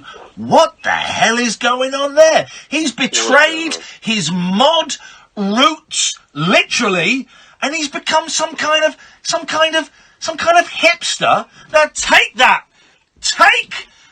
knighthood away and award it to the first mod to win the Tour de France, Ronnie Wood. Make it Sir Ronnie Wood, the first mod to win the Tour of France.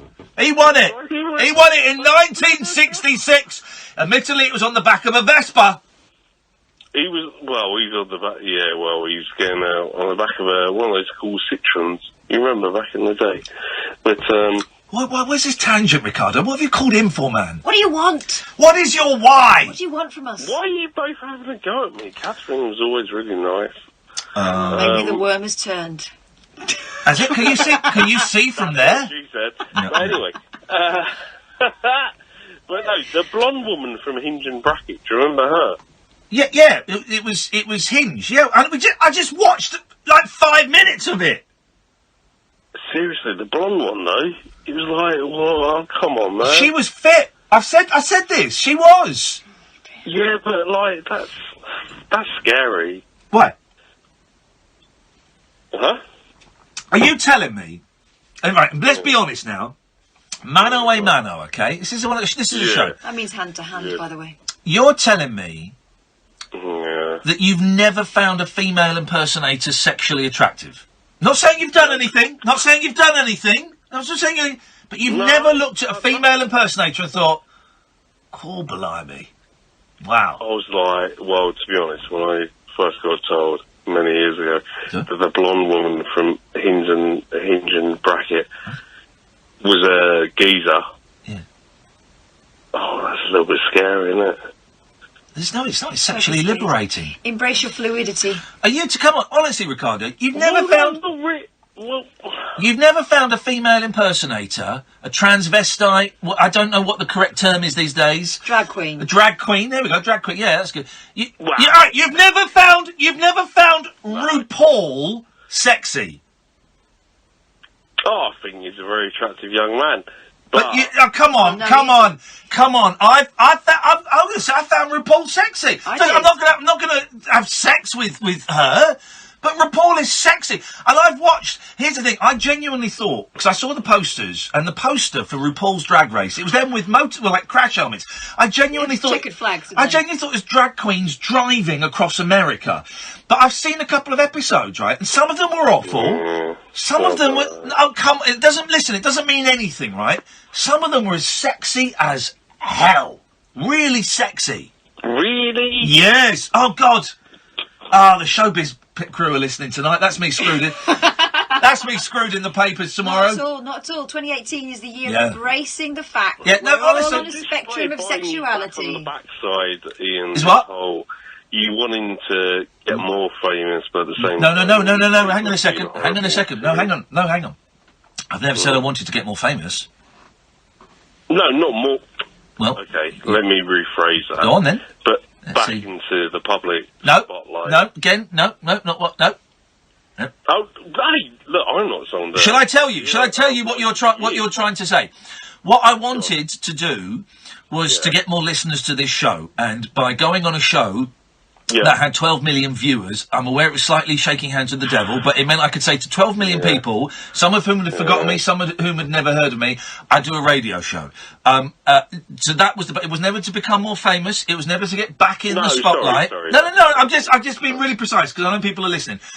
It was never to get back in the spotlight. I never really enjoyed my brief time in the spotlight before. No, I didn't particularly like it. But so it was just to tell people I've got a radio show, and it worked, and that worked, and that's great. But you're telling me you've never found RuPaul sexy?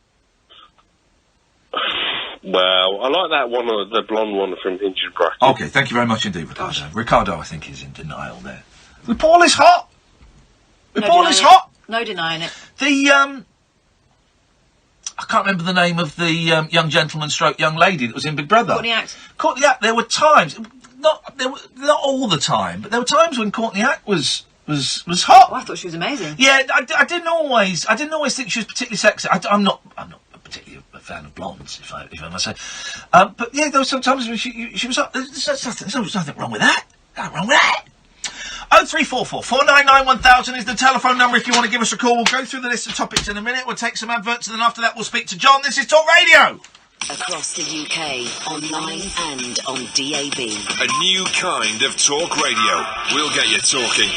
Oi! Move over, football! Cheltenham Move over, football! And nothing gets that's what I was trying to say. The reason I'm in good mood is because I know I've got 1.5 pizzas at home. That's why every day at Cheltenham, for new and existing I've got customers, 1.5. it's money back as a free bet if you lose in the first race. We've no offer like it, because there's no festival like it. Sky Bet, Britain's most popular online bookmaker, making betting better. When the fun stops, stop.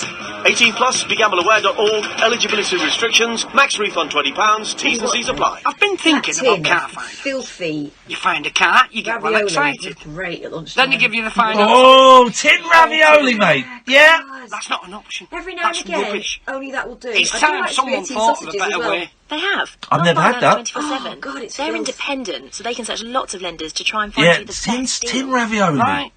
Well, that's Oh, better. mate, yeah. That's I've not had that for 35 years. as a broker, not a 2 lender. minutes, microwave. You're dead common, you are. You're Days a and bit weeks like can my mum fly like by. that. If you're worried it's cancer, time can slow down and almost stop. And I saw That's why, with Bupa Health Insurance, you can call us about any symptom of cancer without seeing your GP first. Depending on your cover and your symptoms, we could even refer you my to a granddad used to work in the consultant factory, so there there was and plenty then. of it in his house. Bupa Health Insurance. For living. To find out more, search Bupa. Direct access services may not be available for some underwriting methods, and you may need to provide evidence the conditions are not pre-existing. With a 7-inch touchscreen, DAB radio and Apple CarPlay, the Abarth 595 Trofeo keeps you connected to your life. And with agile handling, 160 horsepower, it connects you to the road. The Abarth 595 Trofeo from $199. Get back here! Get back! Visit abarthcars.co.uk. Performance connected. It's a feisty old show tonight, guys. 40 a month, term 6,000 miles per annum, till 31st, 3rd, 18, subject to I wonder status. how many people we've Participating got dealers watching on and YouTube. 'Cause it's about Driving 100 home there. with Eamon Holmes. Your number one 214. drive time destination. High revving radio with Eamon Holmes. Showbiz news, current affairs, big names, special guests. If it's happening, we're on it. Get home with Holmes. Driving home with Eamon Holmes. Weekdays from 4. On Talk Radio. It's electric, it's eclectic, it's always rule-free. It's the late-night alternative with that man, Iain Lee. On Talk Radio. You can listen to Talk Radio on DAB, download the app, or go to talkradio.co.uk. Don't forget, we don't switch off at night time. We used to, about 3 or 4 months ago. The station would switch over to Talk Sport.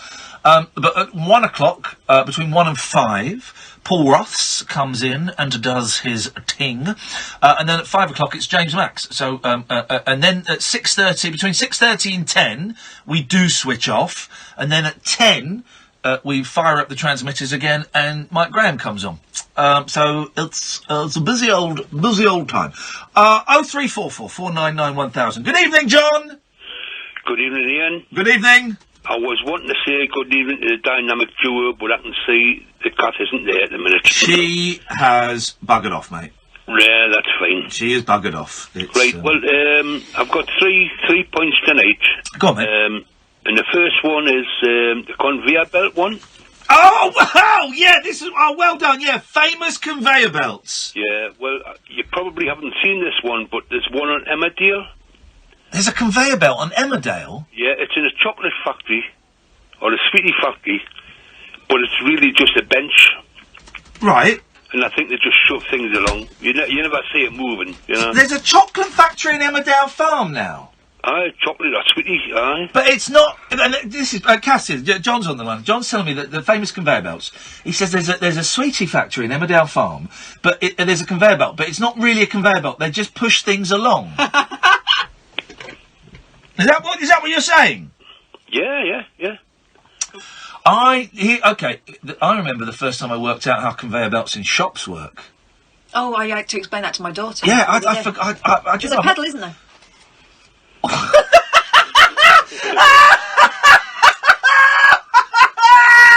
Whoa!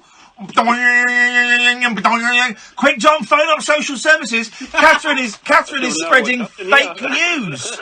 I'm lost. Right. No. Yeah. There's not a pedal. Button. No, there's not. I'll tell you how conveyor... Right, so how come it stops when the food gets to where the cashier is? It's that little belly, I think, what you put on, isn't it? It's what, mate? That little metal plastic piece what you put on, isn't it? Is everyone an idiot tonight? What has happened? Have they made it you compulsory to be stupid? Is this really... Right, I don't want you to Google it. I don't want anyone to tweet Kath or tell her or anything like that, right? Can someone phone up and tell Catherine and John, who I'm going to cut off in a minute, we'll let him do his other things, but I will cut him off because he's embarrassed himself. Can someone phone up and tell these absolute numpties how... Well, I worked it out when I was about 10. I don't think you did, mate. And you are 45. I am not! I'm being generous. Can someone phone up and tell Catherine how a conveyor belt is? Is Gavin phoned in for that? No, he's not. Okay. You're going to be. We were talking in the break about eating Frey Bentos. Yeah. You're going to be eating humble pie. Yeah, you realise that there is a pedal. You're going to be eating a dick sandwich. I didn't mean that. I didn't mean it like that. John, what would you like to say, you absolute pudding? Well, I was on about that little plastic thing what you put on. Yeah. When that rolls along in front of you, that stops it, doesn't it? So it's the plastic thing that stops it, is it? The next customer, please. You think there's microchips in there or something? You absolute bell. No, well, it could be like one of them, like a laser thing, isn't it? Right, I'm going to tell you it's done, right? At the end of the conveyor belt, right, so the person is sat behind the counter, right? And to the left is the conveyor belt. Right at the end of because all the food comes and it stops when it gets there. When she picks it up, it moves. Picks it up, it moves. Because if you look, you know this, Sam, right? You don't know this. What is wrong with you people? By the way, this is incorrect data. No! You look. Everybody, this is your homework tomorrow. I think I'm going to go. How long ago? Like the 80s. We're talking, this is how it works, right? At the end of the conveyor belt, next to the cashier, there are two, on either side of the conveyor belt, there are two little black circles, right? It's a very simple light sensor. When there is something blocking the connection between the two, it stops. You lift it up, it moves along. So, right, why... Okay, if it's a pedal, why has there never been a pile-up with someone getting confused and all the food piles up? Why is the belt moving when there's nothing there all the time? Why did you mention the light sensor? Why have you got a black eye, John? I tell you why. It's because I've driven to Tyneside and I've punched you in the eye. Honestly, it's an infrared beam right at the end, and you, Catherine, what is that face? You've been destroyed. I haven't. You have. I do not submit. You've been destroyed. Do that, make sorry. Anyway, John, what did you call in for, mate? Right, well, it was a conveyor belt and the sleeping place. Yes, yeah. Sleeping places. Yeah, worst place you had a kip, go on. You know these metal bridges what go across a Dual carriageway. Oh, John! Yes, buddy, go on! Right, well, you know, they have, like, metal steps up, but they have, like, bigger ramps for taking pushchairs up and stuff. Yes. Oh, the ramps that kind of go round in like a spiral? No, it's... The bridge is, like, just diagonal. Okay, yeah. Just a ramp, mate. Why are you getting extravagant? All right, fine. There's footsteps, like, footsteps up one side, but, like, another ramp for taking pushchairs and stuff. Okay, yeah. So, where the ramp is, there was it was 3 of us when we were kids. Yeah. We slept under the very lowest one of them, and it was only about 12 inches to get underneath. Right. So what? How old were you? Probably about 10 or 11. So as 10-year-olds, you crawled under a 12-inch gap and had a kip under a bridge. Aye, but... The old days, eh? Like a troll. But the bridge was next to somebody's house. Oh, dear. And we were just having laughs, like, with my kids, and I think probably the metalwork on the bridge might have resonated a bit. Yeah, yeah. So, I think they must have phoned the police, so they came and got us about 3 o'clock in the morning. But I think we could have refused to come out because they would never have got in. Heck, man. And I'm assuming this was like when Hitler was bombing England. This was like during the war. No, a bit later. It was in the 60s. Yeah. Okay, John. And I bet you had the best night's sleep you've ever had. Well, we got woke up by the police at 3 o'clock. Those coppers. Anything else, John? Yeah, go on. I will say one other thing. Yeah. I've been watching on one of the mediums tonight. The mediums? You've got a VIP listening. Oh, who's listening? I'm not telling you. I did send him a message to see if I could mention him, but he didn't reply. Wait on, what mediums? He's on Periscope? I'm not going to say that, no. Oh, but, you know, like, you were a little bit defensive earlier tonight, thinking it'd be like other people listening, but he's one of your supporters, I'll promise you that. Oh, so it's not Matthew. Okay, right, fine. He might Does it rhyme with Ince Pals? No. Ince Pal? Prince Charles. Oh. Just be warned, John, it might be a fake. There are some fake people. No, well, he is. I've checked him out on Twitter. Oh. And it's him. Okay, gosh, that's exciting. And it's from one of your recent, I can't remember the name of them now, like, you know. What are you talking about, huh?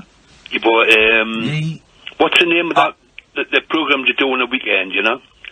Offline things. The Rabbit Hole. Thomas Walsh. One of them things, aye. Is it Thomas Walsh? One of them things. He's not VIP. It's just Thomas. He's not VIP. He's VIP.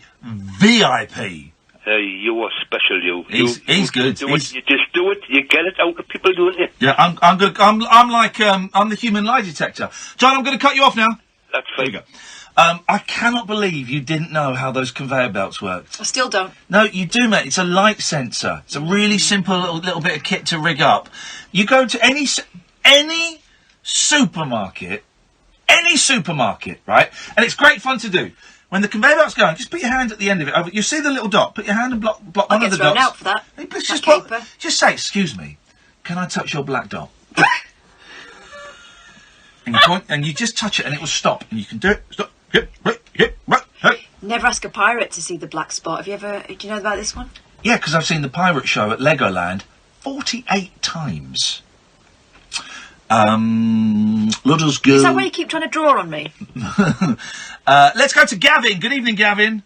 Hey, good evening again, man. How you doing? I'm very, very well, mate. What you got for it? You know this about the conveyor belts, don't you? It's a light sensor. I'm kind of, honestly, I was really thinking, I think in the late 80s, early 90s, it was Cat's pedal situation. No, it wasn't. Yes, honestly, it was. It was. Yeah, it definitely was. Well, it wasn't, because I worked it out when I was 9, and I was 9 in 1982 and 1983. Well, my brother used to work at a checkout. Right. Well, in some places up north, it might have been, but it hasn't. I think technology's moved on, man. But considerably. Yeah, well, one would hope so. Yeah, anyway, I've got a famous conveyor belt for you. Here we go. This is it. This is what it's all about. Who would have thought that the biggest argument of the night would be about conveyor belts? I mean, really? I would have thought it, man. Yeah. Go on, what you got, Gavin? Bertha.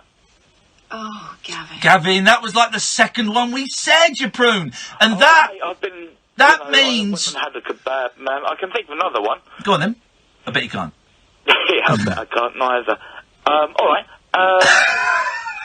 Oh, man. Come on, there must be... Come on, right, the Generation Gap. Right, that was the first... That was how it started. I tell you why that started. Let me get... Right, Gavin, that was the third one! Alright, Scooby-Doo. Gotcha. Where's the track? In the opening titles of Scooby-Doo, the original series, the original animated series, when the caretaker is running along, his costume falls off because Scooby catches him and Shaggy on a conveyor belt. Oh, man. Right, okay, fine. You say that. Right, Scooby-Doo, here we go. Let's go to the original. Here we go. Let's have a little look, shall we? All Find little out. feet again, like all right, mate. All right, buddy, calm down. Let's go to got the opening title. There we go. I pulled out of them. Well, I'll be a mate. Here we go. We're watching it.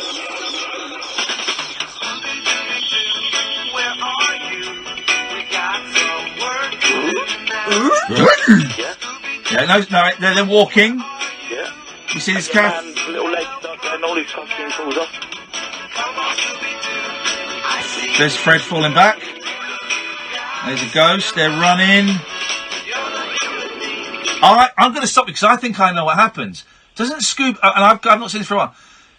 Scooby stands on the costume. It's not on a conveyor belt. They do that thing... Yeah, I think you're right. When they're running... See, boys and girls? They're running in midair. They do that thing. Do you want me to carry on, Gavin, or shall I just cut you off? I'll go. Thanks very much. That was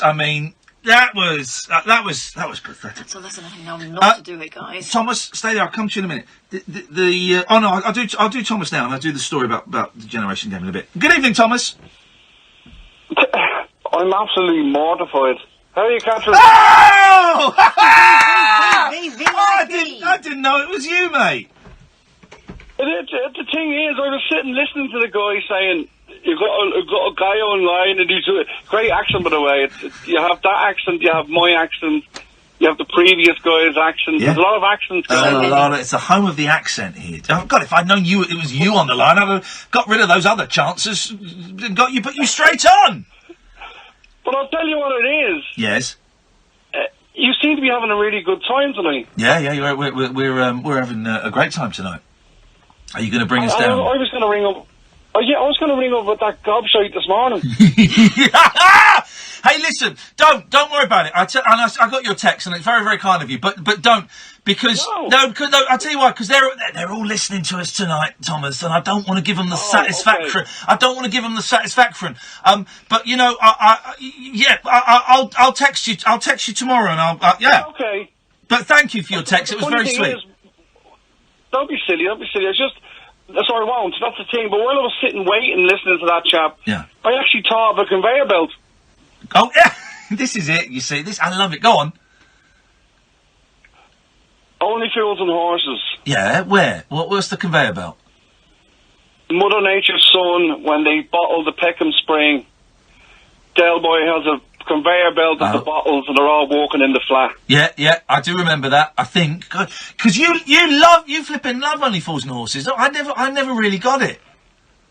Oh, jeez. Me and Matt... this is me throwing in a VIP, Catherine. Yeah. Am I allowed to throw in a VIP? Of course. We love a good name drop on this show. Our lives are so dull that anybody that can drop a name... Is it pre-recorded? Yeah, we're going to be very, very late for the news. You go on. Well, myself and Matt Berry have been known just to text each other quotes for weeks. Yeah. Wow. Weeks. Normally Grandpa. Normally the early Grandpa. Yeah, I preferred the early Grandpa. When Uncle Albert I found a little bit too silly, but early Grandpa was spot on, doddery old man without overplaying it. He was brilliant. But the thing is, I'm glad you're having a good time because you sound like you're having a great buzz. And we all love you, and I just wanted to say that, so I'm glad we don't talk about other things. No, we don't. We're not. We're going to have a laugh tonight. Thank you, Thomas. You're a good man with a good soul, and it's nice to talk to you, brother. Don't be silly. It's great to see you on there, and keep doing your stuff. And thanks, Catherine. I'll see you soon. You will. Ta-ta. Thank you, Thomas Walsh, ladies and gentlemen. One of the finest songwriters around. Is in the first rabbit hole with him has gone up. Yes. The Rabbit Hole podcast that me and Catherine do, and Thomas Walsh is a guest for 3 or 4 of them, I'm guessing, because he was with us in Dublin, and it was good that, wasn't it, Dublin? So much fun. And Belfast, but I mean, great. But we made a stupid error in going just for the one weekend and trying to get Dublin and Belfast done in one weekend. We ballsed it up, guys. There's just no other way of saying it, guys. We bowled it up. Right, last hour of the show, 0344 499 1000. I promise everyone from Huffington and all of that, I will tell you what happened later on today. You're going to get that. We'll do the conveyor belt story. We'll go through the papers. You're welcome to call in. This is the Late Night Alternative with Iain Lee and Catherine Boyle, only here on Talk Radio. Talk Radio. Join the Talk Nation. Pick up your phone. How could you not know that? We'll get you talking. The Did you know this weekend is Voxel's slither of £500 respect I have free for fuel you event? Really? Has Yes, there's fallen down £500 free fuel when you drive away a new floor. Vauxhall between the 9th and 12th of March. On top Yeah. of what Help to Buy. Yay! Search Vauxhall Help to Buy. Vauxhall, British brand since Yeah, we have a laugh. Selected Oh, we models do, across the don't we, range Dad? registered We by have a laugh. 31st of Oh, March we like. 2018 at participating retailers from 9th to the 12th of March. £500 on a prepaid debit card.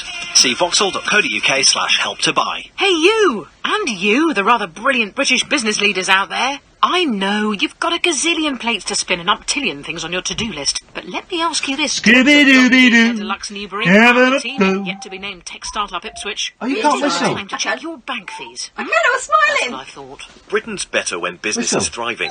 No! HSBC You can't whistle. are best Why are you and this criticising my assures you whistle? I'm not. I'm your just business pointing out what is obvious. Search HSBC Business Banking to Oh, find it's out. very breathy. Very breathy. HSBC. Together we thrive. For businesses up to I've got like a £2 Milton's Milton whistle. whistle. Small business Where's or Common? electronic banking tariff business current account. You- Promise based on a You calling me common? Fucking hell. Remember my grandma, my great grandma, £1 could telling buy me you that if I a whistled, couple the of devil minutes would at the come. hairdressers, or a handful Yeah, of there's cinema a lot of that. popcorn, If you or look at yourself £1 in the could mirror too buy much, you the a devil will Thunderbolt come. ticket for a chance to win £500,000. Scooby-Dooby-Doo. Having a Thunderbolt, poo. only from the National Lottery. For just £1, you could win £500,000. Why not play this Sat in a Tuesday? knee once Rules when and procedures apply. Players must be 16 or On over. stage and You can say anything to a mate. Anything. You've got whiskers. Call them every name under the Call sun. me a cheeky bugger. Wind them up. Bring them down a peg. Tell them stuff you never thought you'd tell Let anyone. let's get a nice proper Who mates. song. The Like brothers. Who by Numbers. When it's a which is mate, great little you album. say what you feel like saying. Except, You just my pizza. I'm not going to let you Yeah, I drive. am. That's why I ate those crisps. Let's think about it. Stupid, isn't it? Yeah. Mates don't let mates drink drive. How many friends have I really got? Oh, yeah! Sometimes I really get those. On the hour news headlines. I'm Carl Hartley. Police say there are a number of scenes in place in Wiltshire linked to the investigation into 2 people being taken ill in Salisbury. Former Russian spy Sergei Skripal and his daughter are both in intensive care and have been exposed to an unknown substance. Jerry Smith is an ex-chemical weapons inspector too at the UN. At this stage, the investigation No, will be all of these reluctant are to quite rule anything out, introspective to be and, honest. They'll be looking at probabilities they'll be interpreted as and messages, trying to but this understand one's, then this one's nice, what this is one's more likely and what is less likely. And they're looking at either a chemical, a biological source or a radiological source. President Yeah, we Trump know how says poisoning it would from be a Russian great spies thing works, for the mate. world if a resolution could be Stupid. found with North Korea. South Korean officials say the North would be willing to give up its nuclear weapons if its security is guaranteed.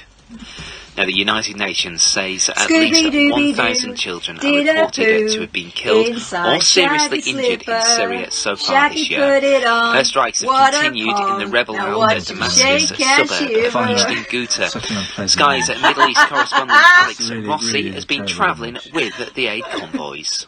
According to medics, 30 people are being treated for suffocation. It's believed that they may have been exposed in a chlorine attack. Now, it's very difficult, of course, for us to verify that.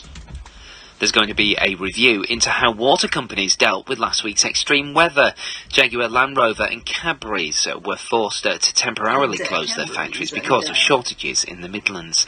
And a man's been charged with stealing Frances McDormand's Best Actress Oscar. 47-year-old He filmed himself! Tony Collins is facing 3 years in jail after taking the statuette at a ball following the ceremony in Hollywood. After a dry and misty night for most, today we'll see a mixture of sunny spells and showers. We're expecting some more snow over the Scottish hills as well, with highs reaching around 9. The Late Night Alternative with Iain Lee on talkRADIO. We have ways of making you talk. The Who! I love it when Pete Townsend sings like a girl. He does it quite a bit in Tommy. I love it. He's got such a sweet voice. Pete Townsend on ukulele, John Entwistle, the bass player, doing the brass on the French horn. Yeah, he's doing it on the French horn. Hey, my mum used to play the French horn. Yeah, it's a great instrument, the French horn. You don't really see tricky. it's tricky. You don't see the French horn much these days, unless you go to to Royal Albert, to the orchestras.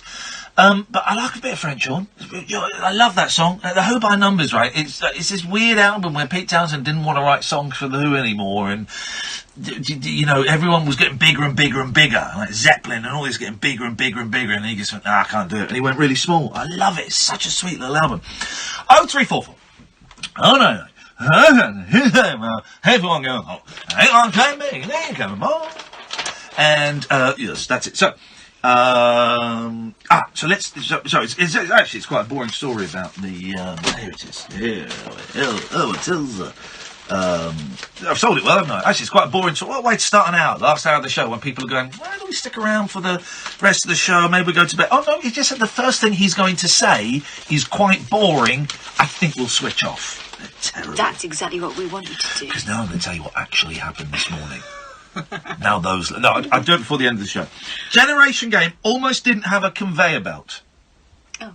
Cuddly toys, microwaves and toasters moving along a conveyor belt were a much-loved part of the Generation Game. Now, their belt wasn't operated by light sensors, I suspect. Handle.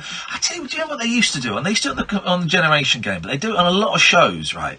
They wanted to display something, like some... pottery, china, what do you call it? Knickknacks. What's the word I'm looking Trinkets. for? No, I was looking for a word. Ornaments. Yeah, that's not it, but that'll do.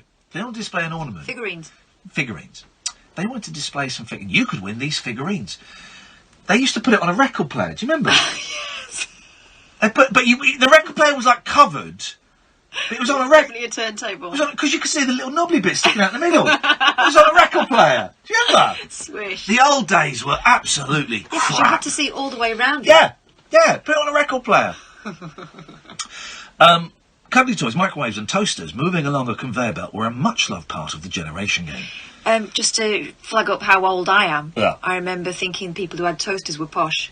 I used to use a grill pan. Oh, here's the thing. I still think toasters are an unnecessary luxury. I still think having a toaster is, that's... I think it's one of those things my sister asked my dad when we could have one, and he said when we're rich. So when we got one, she thought we'd made it. I do miss those all-in-one cookers with the grill at the top. Yeah. I love that. Bacon in there. Yeah. Moving along conveyor belt were a much-loved part of the Generation Game, but the memory test round of the family show nearly didn't make it to our screens. What? A former BBC producer has revealed there was an internal row over contestants winning armfuls of prizes. Bosses apparently wanted to give away licence fee stamps instead. Good bloody BBC. Jim Moyer, not Vic Reeves, who produced the show from 1971 until 1975, said, at the time, there was some anxiety and indeed an internal row and argument about the propriety of the conveyor belt. The propriety of the conveyor belt, which is the title of my autobiography. It's coming out soon. They wanted to give away licence fee stamps. The argument went in favour of prizes. Mr. Moyer was speaking on a TV tribute to Bruce Forsyth, blah, blah, blah, blah, blah. I don't mean blah, blah, blah, a bit dismissive, but you kind of get the thing. Is there anything, because there used to be lots of things in the 70s and 80s where you'd collect stamps. There were Green Shield stamps where you'd collect stamps, and I think I have a memory of my parents having, my mum having, like a little booklet, and you'd put stamps in. I thought you could take it into shops. I thought you could, you kind of, there were little green stamps and little squares, and you had to fill up the book. Mm-hmm. And then once you filled up the book, you could take it in I vaguely remember that, but then sometimes with these faint memories, you think, well, maybe I just saw it on a TV programme, and I don't quite know.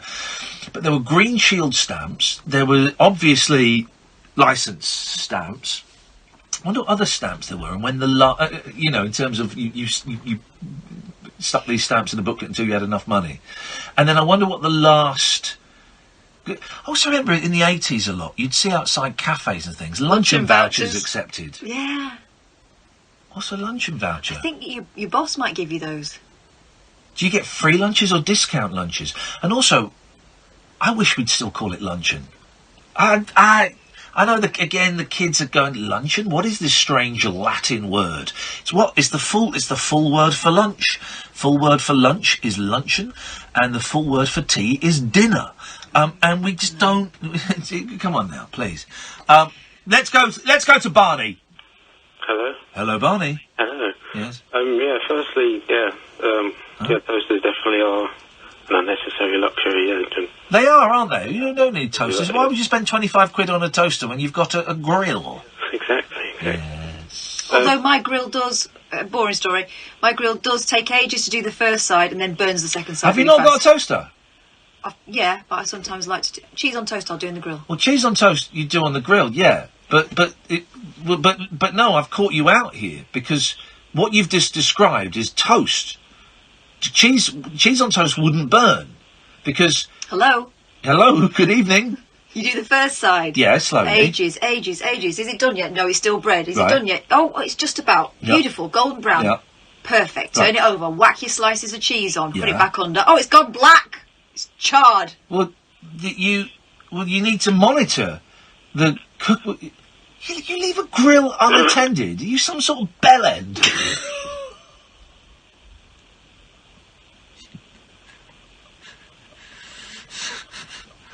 I know the answer to that, so you don't need to reply, but you leave it unattended. When you got the cheese side on... Unattended. I might turn around to get a side plate. Well, when you got the cheese on, you monitor it constantly, because different cheeses have different viscosity. Get you. Get me using the right words. First luncheon, now viscosity. What on earth has happened to Tony you? Viscosity, you'd produce a lot of the early David Bowie records. Anyway. Oh, I've made myself snot. I've made myself snot with laughter. Barney, well, look what you've started. You've started spontaneous snotting. What have you got? Oh, sorry about that. That's all right, mate. What you got? Well, there's a bit of a change of topic actually. Coming from last. We're laughing, but I'm laughing, but I guess we're not going to be laughing in about 30 seconds. Well, you might be. I don't know. Last week when you were talking about serial killers and forensic psychology and all that kind of stuff, and saying about obviously how there's in TV and film a massive amount of stuff to do with murder and all of that kind of gruesome crime. Are you a murderer? No. Okay. I just have to ask that to cover my ass legally. Legal reasons. Yeah. I assume lots of other people kind of thought the same. How it's kind of there's a disproportionately large amount on TV and film. Yeah. All the biggest grossing movies and most popular TV shows are about murders, and the best ones, in inverted commas, are about sexual murders. And ladies and gentlemen, it's usually a woman who gets killed. Yeah. Oh, yeah. There's a young, sexy woman. Yeah. No. I'm fully on the side of people that say that too much entertainment is violence against women. Yeah. Oh, definitely. There's too much of that going on. I want to see a fella getting bumped off. Getting what? Bumped. There was a P. But I'd be up for either. Seeing it. Well, anyway, go on. Well, I kind of... I don't know how many people would agree with this, but I kind of think it's just one thing that kind of contributes towards people, the impression of people's minds, people's minds being very twisted and corrupted, only being kind of very extreme, anomalous thing, do you know what I mean, rather than... So you're saying what? You're saying we're attracted to the grotesque? No, what I mean is it kind of helps towards creating the impression that people's minds being very twisted and poisonous is just in kind of extreme, anomalous people. people. Do you know what I mean? Well, it is though, isn't it? Well, this is the thing. I kind of. You think we're all like that? No, but just that there's a lot more. Okay, you think that a higher percentage of people is twisted, and well, not necessarily in that way. In that case, I've got no idea what you're saying. I'm really sorry. Maybe it's because it's late at night. Kath, you following this? I mean, not necessarily like that everyone's, that bad or in that way, but just that people's minds being twisted and corrupted and unreasonable is like only reserved for like extreme anomalous people who are, like sociopaths and. Yeah. You know what I mean? But you're saying that's not the case. Rather than that everything else is just normal and perfectly logical and sophisticated and proper. Do you know what I mean?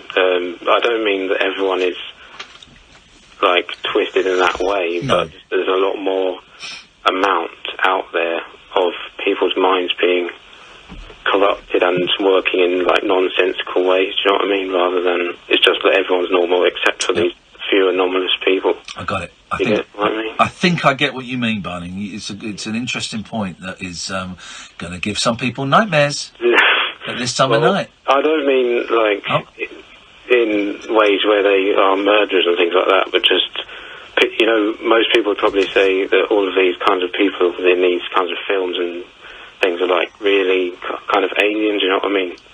Like they couldn't understand it, it's like really twisted minds. Yeah. But it's people being nonsensical and having like, nonsensical and twisted, broken ways of their minds working is not just, it's not that like virtually everyone is normal and logical and then there's just a few people that are like extremely twisted, do you know what I mean? I do. I'm just distracted because Truth Hurts on Twitter has just tweeted, I can't call in because I work in Sydney, Australia. I know where Sydney is, mate. But a famous conveyor belt has got to be that mountain climber from The Price is Right. I think he's spot on there. Because no, he wasn't a conveyor belt. No, delete your account, Carl. That's incorrect data. Barney, you make a thought-provoking point, and you make it excellently. Thank you very much indeed. Not a clue. But good points. No, I don't want to discourage him from calling in again because I did actually enjoy that, even though I found it hard to follow. I did actually want to.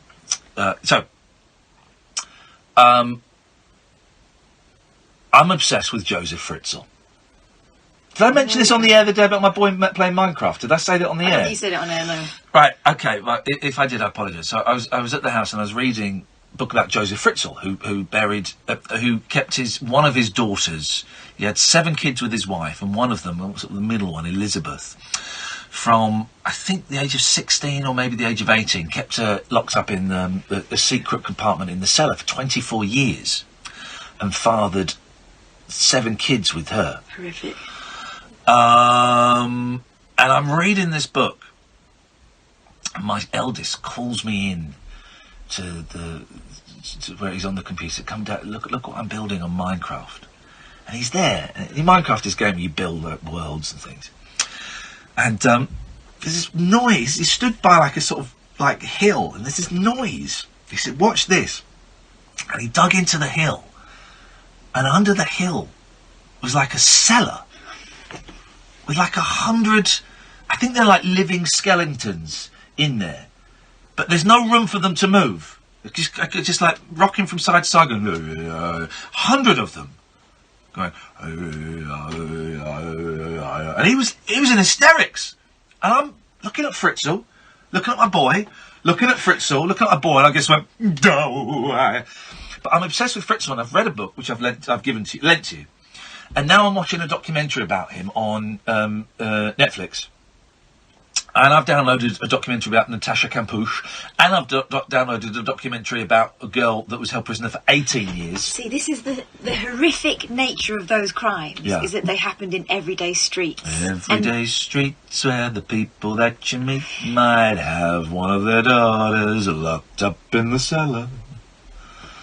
You just don't know what's underneath the ground. Have a look. Wow, you made a song out of that. Yeah, I'm slightly regretting it. Yeah. But, well.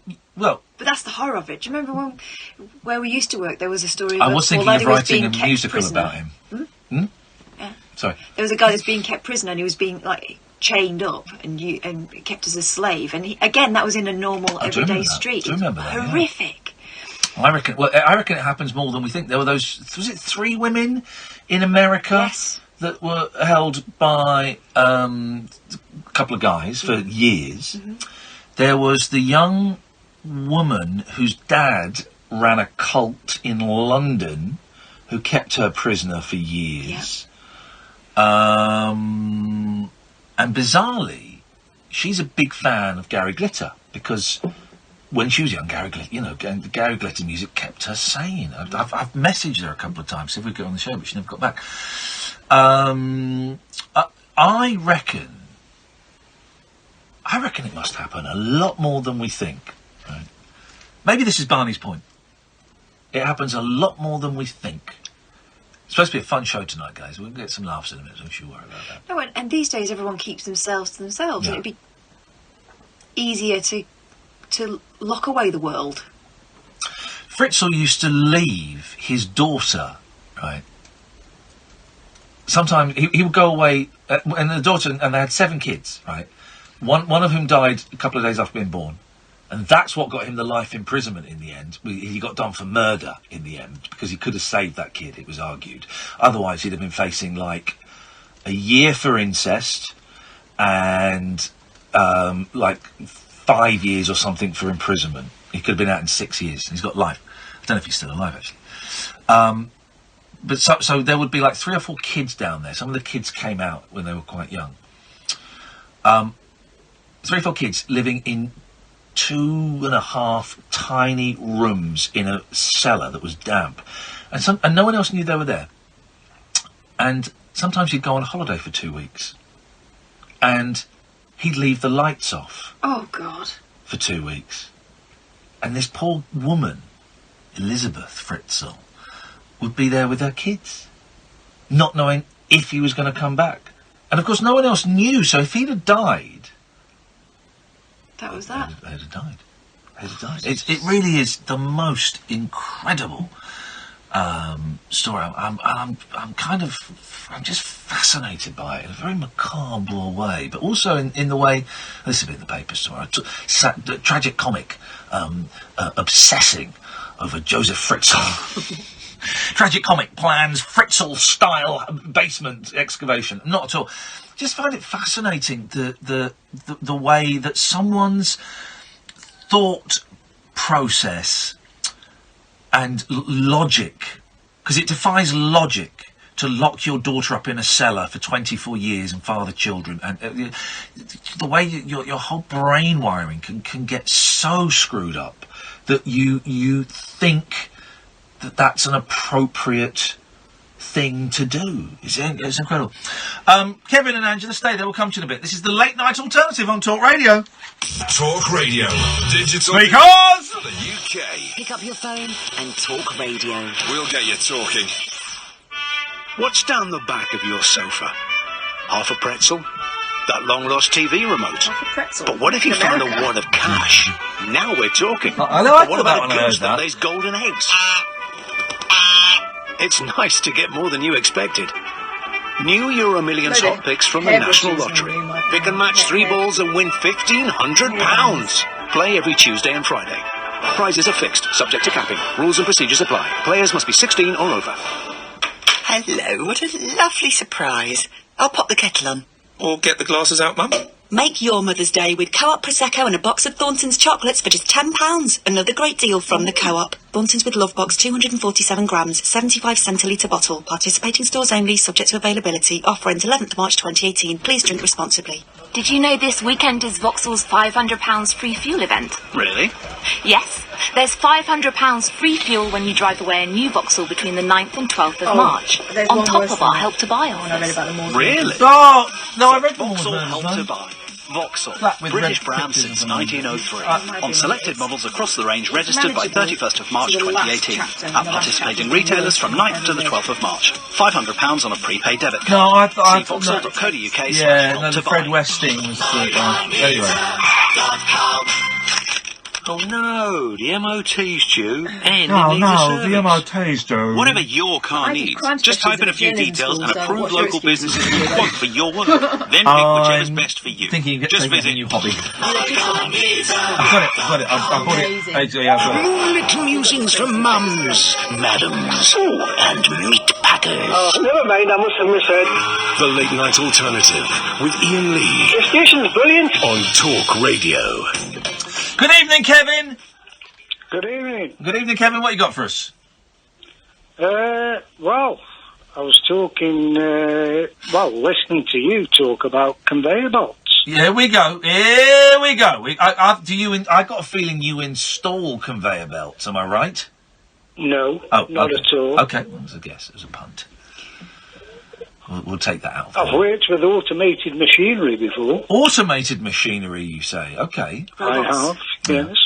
My favourite thing, right, and now it's a museum piece. My favourite thing, and I'm not old enough to have gone to amusement arcades when this was in there, right? Do you remember these, Kevin? You'll remember these. You go to the amusement arcade, and it was a big glass box, and you put the money in, and the skeletons would come out and do a little dance. Oh, yeah. Do you ever see them? I'm old enough to know when they were actually in arcades and not in museums. Do you remember that, Kevin? No, I don't. You say you've worked with automated machines. Yeah, a bit more technological than that. They were called CNC machines, and you had to program them. CNC Music Factory. I remember the very old-fashioned way they used to put change upstairs in shops. Do you remember that? The suction tubes. Yeah. That's like the 90s they do. They still do that in some shops. I know, but isn't it brilliant? It is brilliant, actually. Yeah, but... Kevin's getting frustrated with us. I was ringing up about PIP, wasn't I? And so my memory's not that... All right, we're going to let you focus then, because we're distracting you with tangents. Go on. So you go on. I've got what? Hello. Yep. No, we are distracting you with our tangents, so we're going to shut up and we're going to let you say what you phoned in to say. Oh, well, the square on the hypotenuse is equal to the sum of the squares on the other two sides, if you're on about tangents. There we go. Look at this. This is what I like. This is what I like. This is like Hinge and Bracket. It's posh comedy, and I wouldn't open with it, but I like it. So conveyor belts, Kevin. Yeah. I guess I've gone off the tail a bit, but I've seen Mrs. May. She's not able to do a speech unless she's got it. She has to read it from a clipboard. Whereas I've got my own views off the top of my head with regard to PIP payments. And I don't think she uses a pedal for that, as Ian discussed earlier, when he compared conveyor belts to supermarkets. You're not Barney's dad by any chance, are you? No. Okay. I live alone. I've never met Barney before. Okay. I did hear him on the conversation. Yeah, okay. But when Ian compared it to infrared Yes. in the supermarket. Well, I didn't compare it to. I said it was. That's what it's based. That's the technology. It is infrared that stops the conveyor belts. Is it you I'm speaking to, Ian? Yeah, you're on the radio. Yes, you're on the radio, Kevin. Oh, thank you. I recognise your voice now. Hello, mate. How you doing? You're all right. Sorry, don't know. Sound. We need that siren. You're on the air. You're on the air. Yeah, you're on the air, Kevin. Air. Thank you. I'm on the air. I've got no hair. I'm bald. There we go. You see, again, I wouldn't open with that one. Oh, okay. So go on. So what do you want to say? Well, where was I? I can't remember. Okay. PIPs. Okay, yeah. Oh, PIP, yeah, with Yes. conveyor belts. With infrared in the supermarkets. I think the government now, anybody who cleans for PIP, I think it just goes straight through the infrared unless Mrs. May presses the pedal. And I think the only way that can happen is if you go through your local MP. Okay, hang on a second. I get your point. Are you applying for PIP, or do you know someone who is? I have. How did it go? It got rejected. Yeah, I bet it did, because they're tough old buggers on that, aren't they? I know exactly. Aren't they just? Yeah. And then it went to tribunal. Yeah.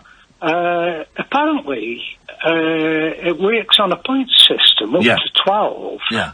And if you get 12 points, they recognise that you're seriously ill. Yeah. And how many points did you get? 12. Hey! You should be quids in then. Well, I got 12 at the tribunal, but at the interview I got 0. It's almost as if they don't want to give... The Conservative government don't want to give money to people who need and deserve money, Kevin. That is correct. Apparently I was the fittest man on earth. I got 0. I think even I'd get a couple of points if I went in and had a chat with them. Well...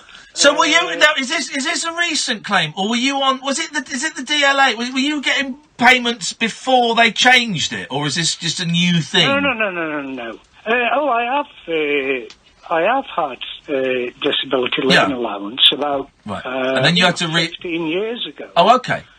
But I felt bitter after that, so I actually signed off from disability living allowance and went back to work. Oh, mate, yes, that was your big mistake.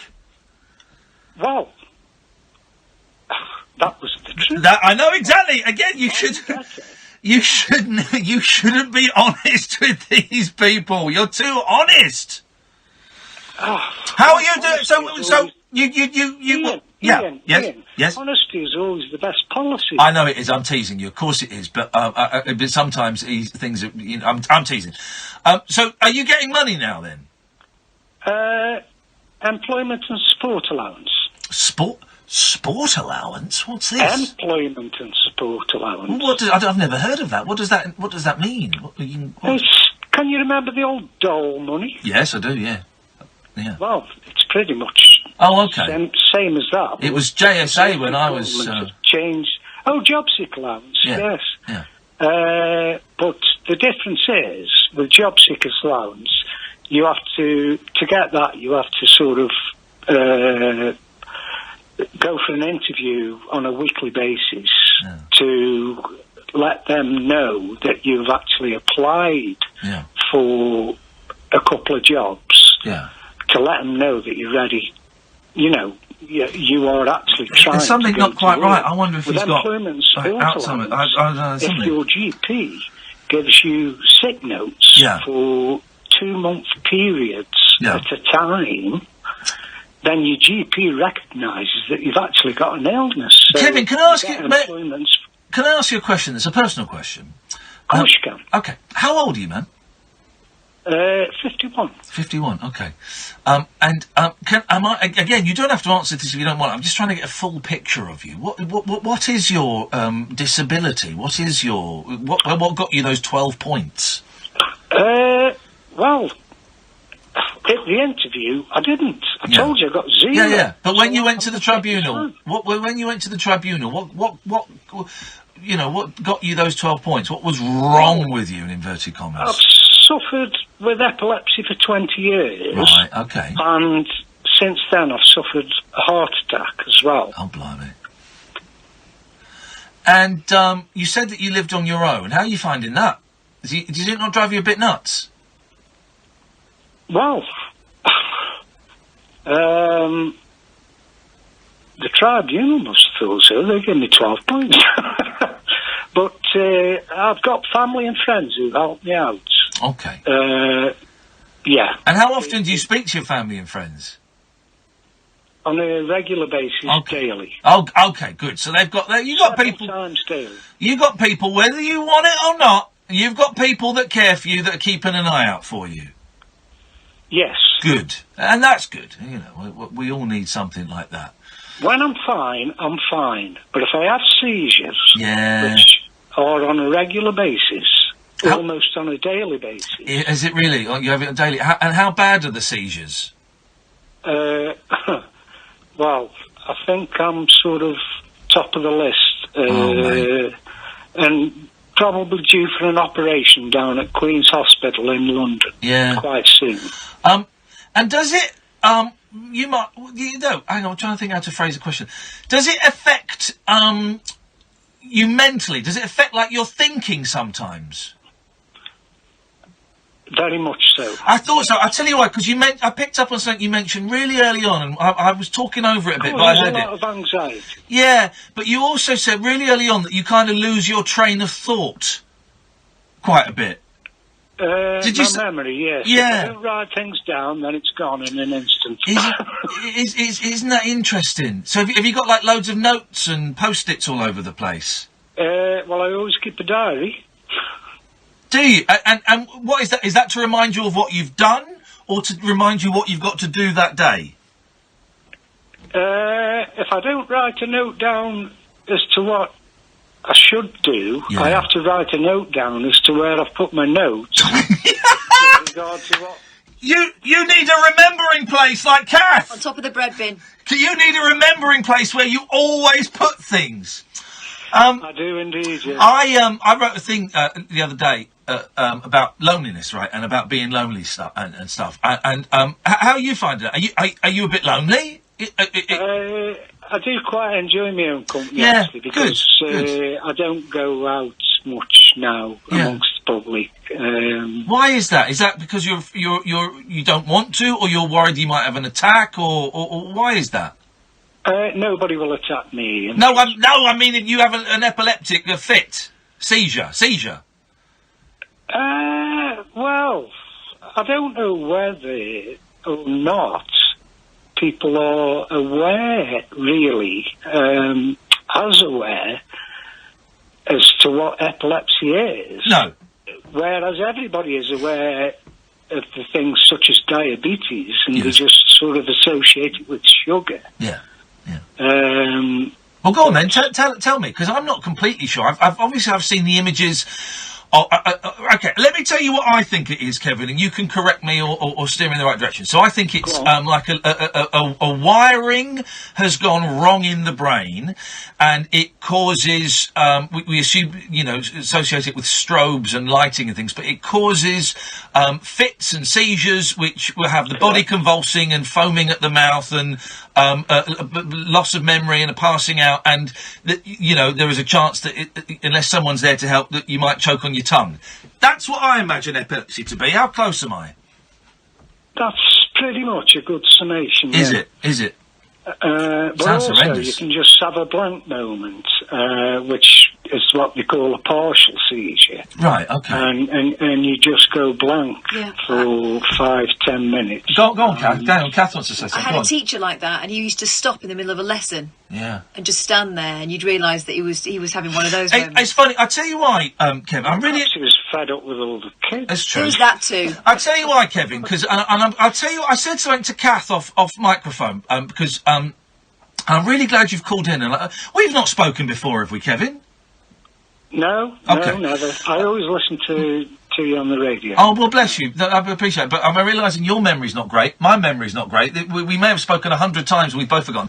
But I tell you what I said to Catherine, because I was really interested in what you were saying, and we were having a little bit of fun at the start, and then something clicked. And I said to Catherine, I wonder... Something doesn't feel quite right here. I wonder if he's got Alzheimer's. And I'll tell you why I said that, Kevin, because I thought you were... No, I thought you were a little bit older than you were, but you can get Alzheimer's at any age. But it was that interesting thing that I hope you don't mind me highlighting, that you would, just like me, you would kind of go off on little tangents and then kind of forget where you'd been 30 seconds ago, and then go back, and there was a beautiful vagueness about some of your language, if that makes sense. Maybe it doesn't. Maybe I'm being too poetic. Just give me a little clue. I'll give you a little clue. Okay. About tangents. Yeah, about tangents, and when I said the square on the hypotenuse is equal there's to a bit of the that. sum of the squares on the other two sides. There have been moments, you've been very lucid for the majority of this conversation, but there have been moments when you've sounded a little vague. Mm-hmm. Does that make sense? That's probably because I'm on my last glass of wine. Yeah, he's pissed. That's all it is, he's drunk. We've got a drunk on the line. No. I'm teasing. I always, well, not always, but I find myself more at ease if I've had a couple of glasses of wine. Relaxes. It calms down the tremors a bit. Yeah. You know what I mean? Yeah, good. Well, listen, Kevin, I've got to move on because we've got some adverts and I've got a couple more calls and stuff. I've really enjoyed your call, man, and I'd really like it if you called in again at some point. Will do. Any time you want. We're on Monday to Friday, 10 till 1 at night, and we'd love to speak to you again, mate. Yeah, sure, anytime. Thank you, Kevin. Take care. Okay, good night. Shut up. There we go. I just felt... And we had a little bit of fun at the start, and I felt... It took me a while, I've got to be honest, Yeah. it took me a while to catch the thread, and I felt like we distracted him overly at the beginning. We did. I enjoyed that. Thank you, Kevin. I really enjoyed that call, and I think a lot of people would have as well, so make sure you call in again. Angela and Carl, stay there. This is the Late Night Alternative on Talk Radio.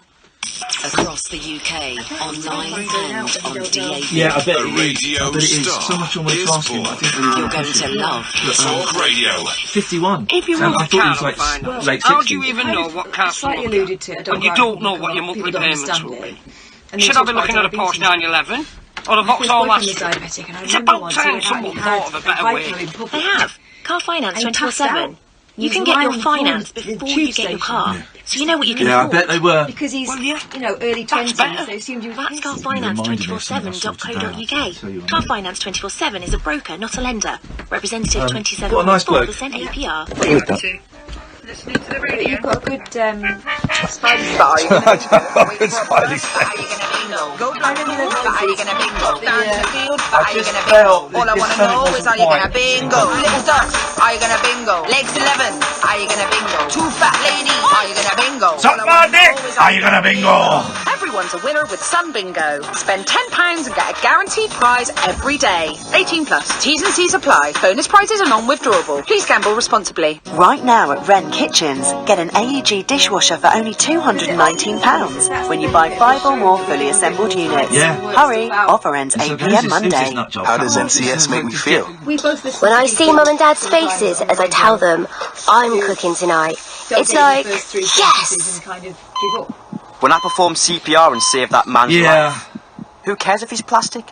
It's like, oh yeah. When I realise I'm not scared of heights, I love them.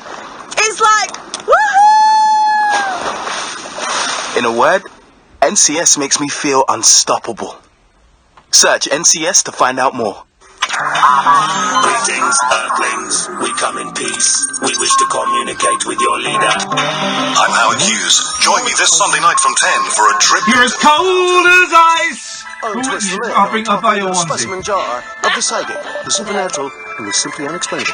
The Unexplained with Howard Hughes. Sunday night from 10. Earth time on Talk Radio. Who's Gary? Keep saying who's Gary? Stimulating nightly emissions guaranteed to open your Gary. eyes. And your mind. Oh my word. The Late Night Alternative with Iain Lee on Talk Radio.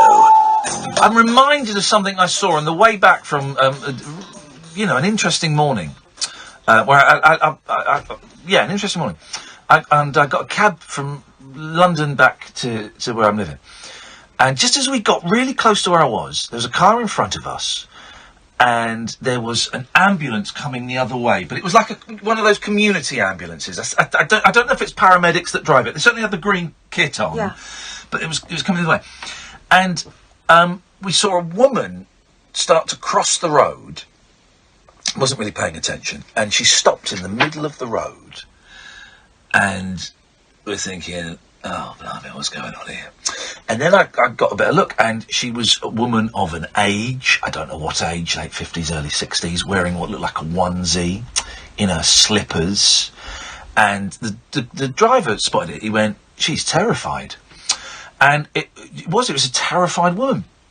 And thank God, I would have got out, actually. I would have got out, because I have got out before. I would have got out. But I was frozen for like 10 seconds. I don't know what to do. I don't know what to make of this. But luckily, I say this ambulance was coming. And they saw her and they pulled over. And a fella got out. And as soon as he got out, she started to back off. And I could see that she had a massive gash down her leg. About what's that, about 6 inches? 6-inch gash down her leg. And this bloke was absolutely spot on and brilliant. He's going, it's all right, I'm not, I'm an ambulance. I just wondered where you got that cut from. She's like, I don't want to, it's fine. I don't know, I didn't really hear what she said, but she was kind of backing away. And he said, I don't want to come in, I just wondered where you got that cut from. And I'm an ambulance. I can have a look at that if you want. It was brilliant. It was a masterclass. And I only saw a bit and I couldn't really catch it all.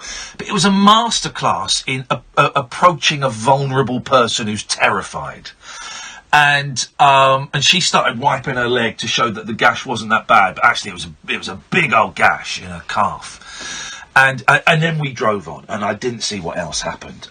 But it just made me think, and listen, it just made me think that there are some vulnerable people out there. Thank God. I saw a fella in Windsor at the weekend, right? Fella on a phone, young lad, 20, swearing on the phone. And normally I kind of and I was on my own. I thought, blimey. And I caught a glimpse of him.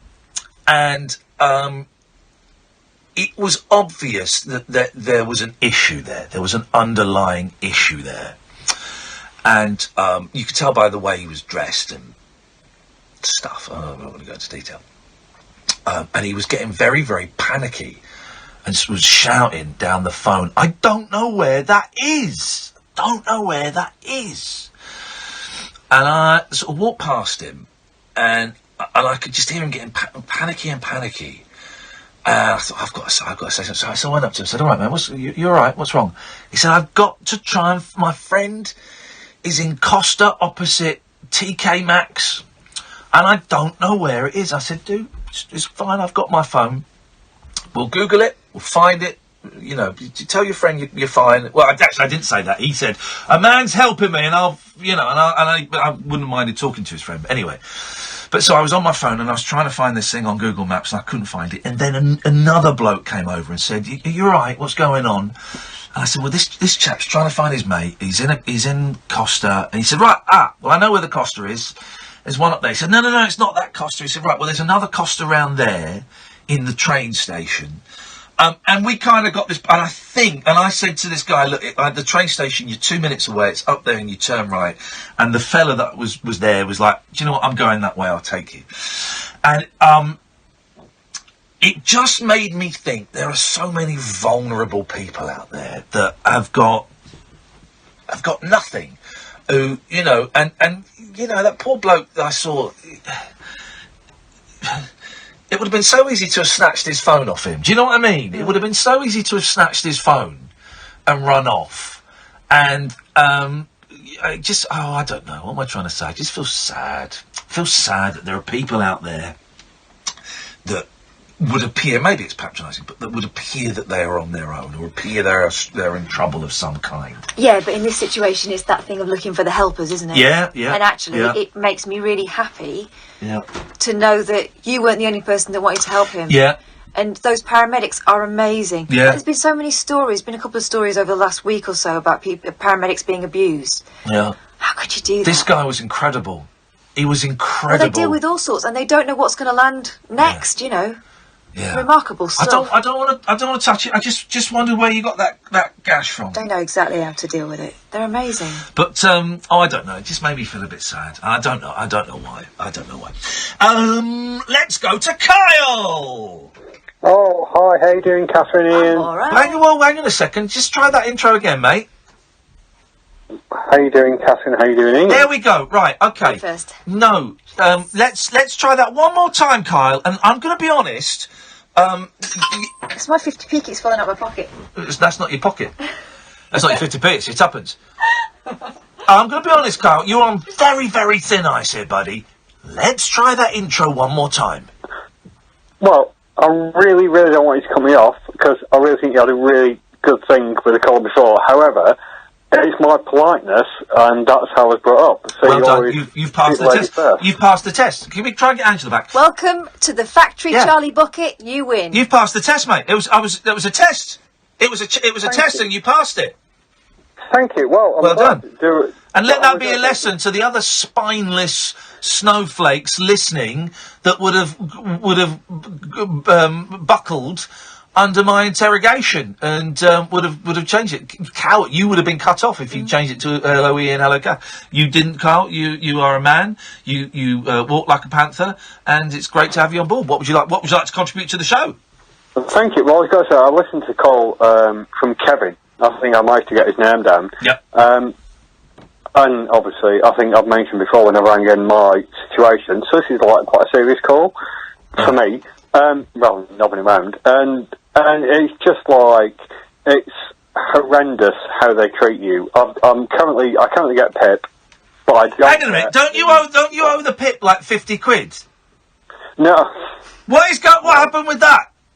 No, I paid it off. I paid them. He's not a man. He doesn't walk like a panther.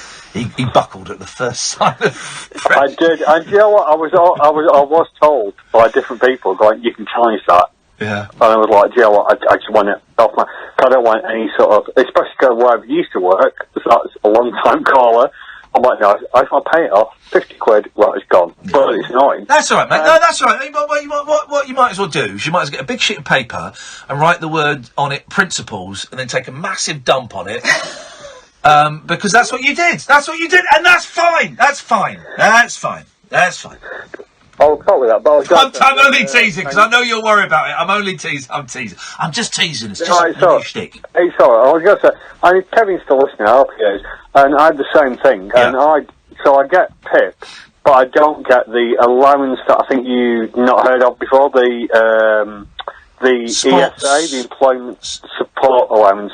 Oh, employment support. I thought you were saying employment sport allowance. I know you thought he was saying that. Oh, well, why didn't you correct me? I didn't want to put either of you off. I'll put you off in a minute. Put you off for the night, girl. Well, that sounded horrible, didn't it? That is really horrible. I'll put you off for the night, girl. Tragic comic on day of TV breakdown threatens to put his producer out for the night, girl. Whatever that means. I'm writing that up now on Google Docs or whatever it is. Yeah, Google Docs. Google Docs.com. Hey, is there a website called .com.com?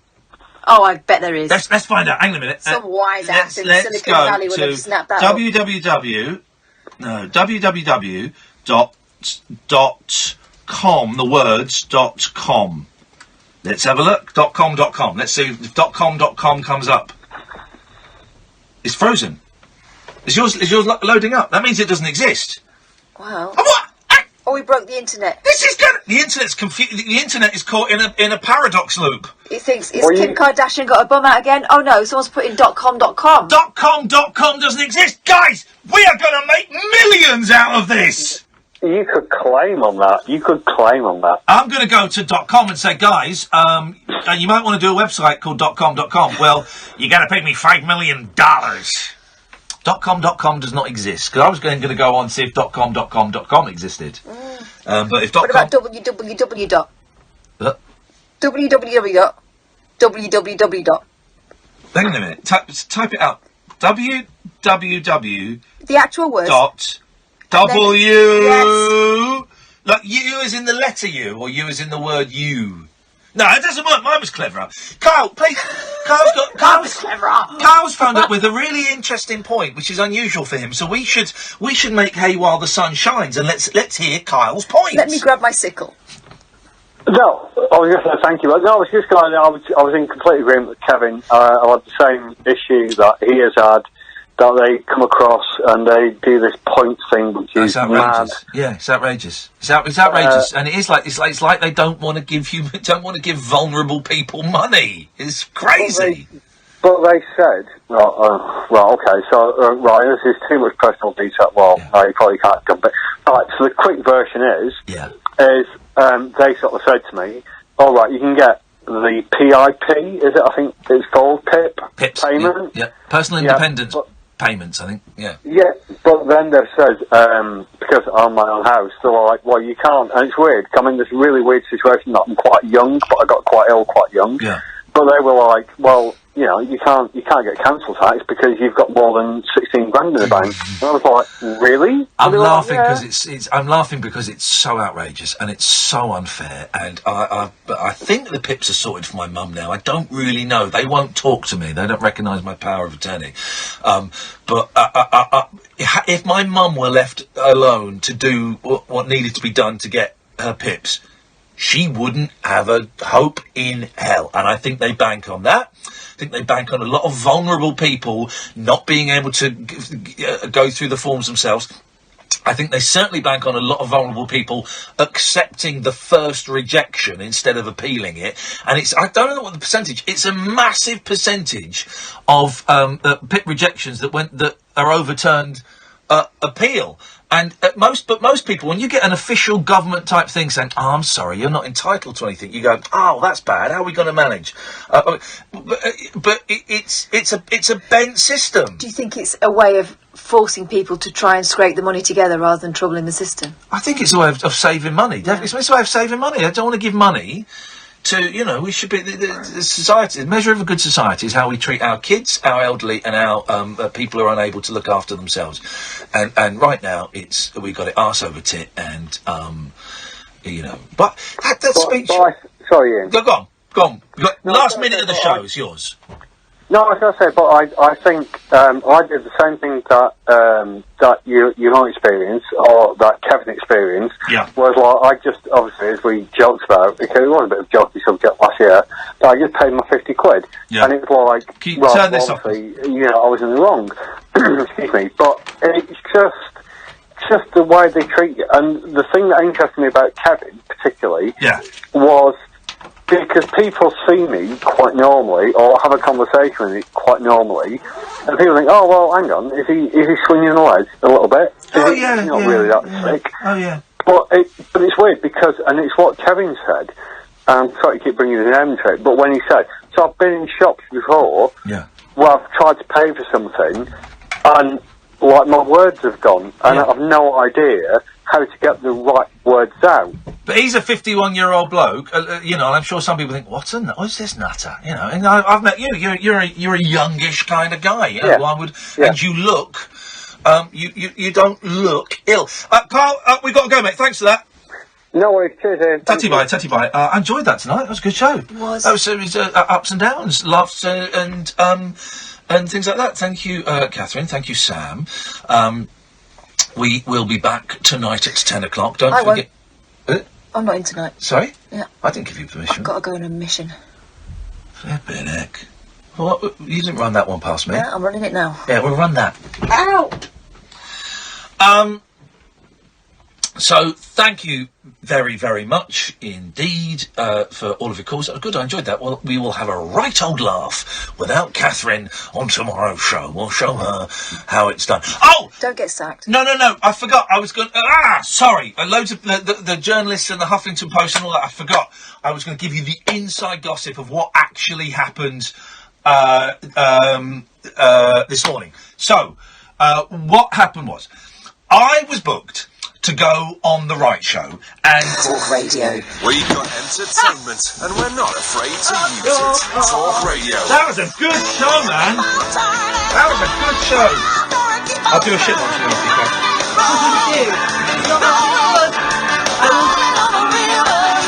you, With breakdown cover from the AM, we'll do whatever it takes to make sure your big wheels keep on turning.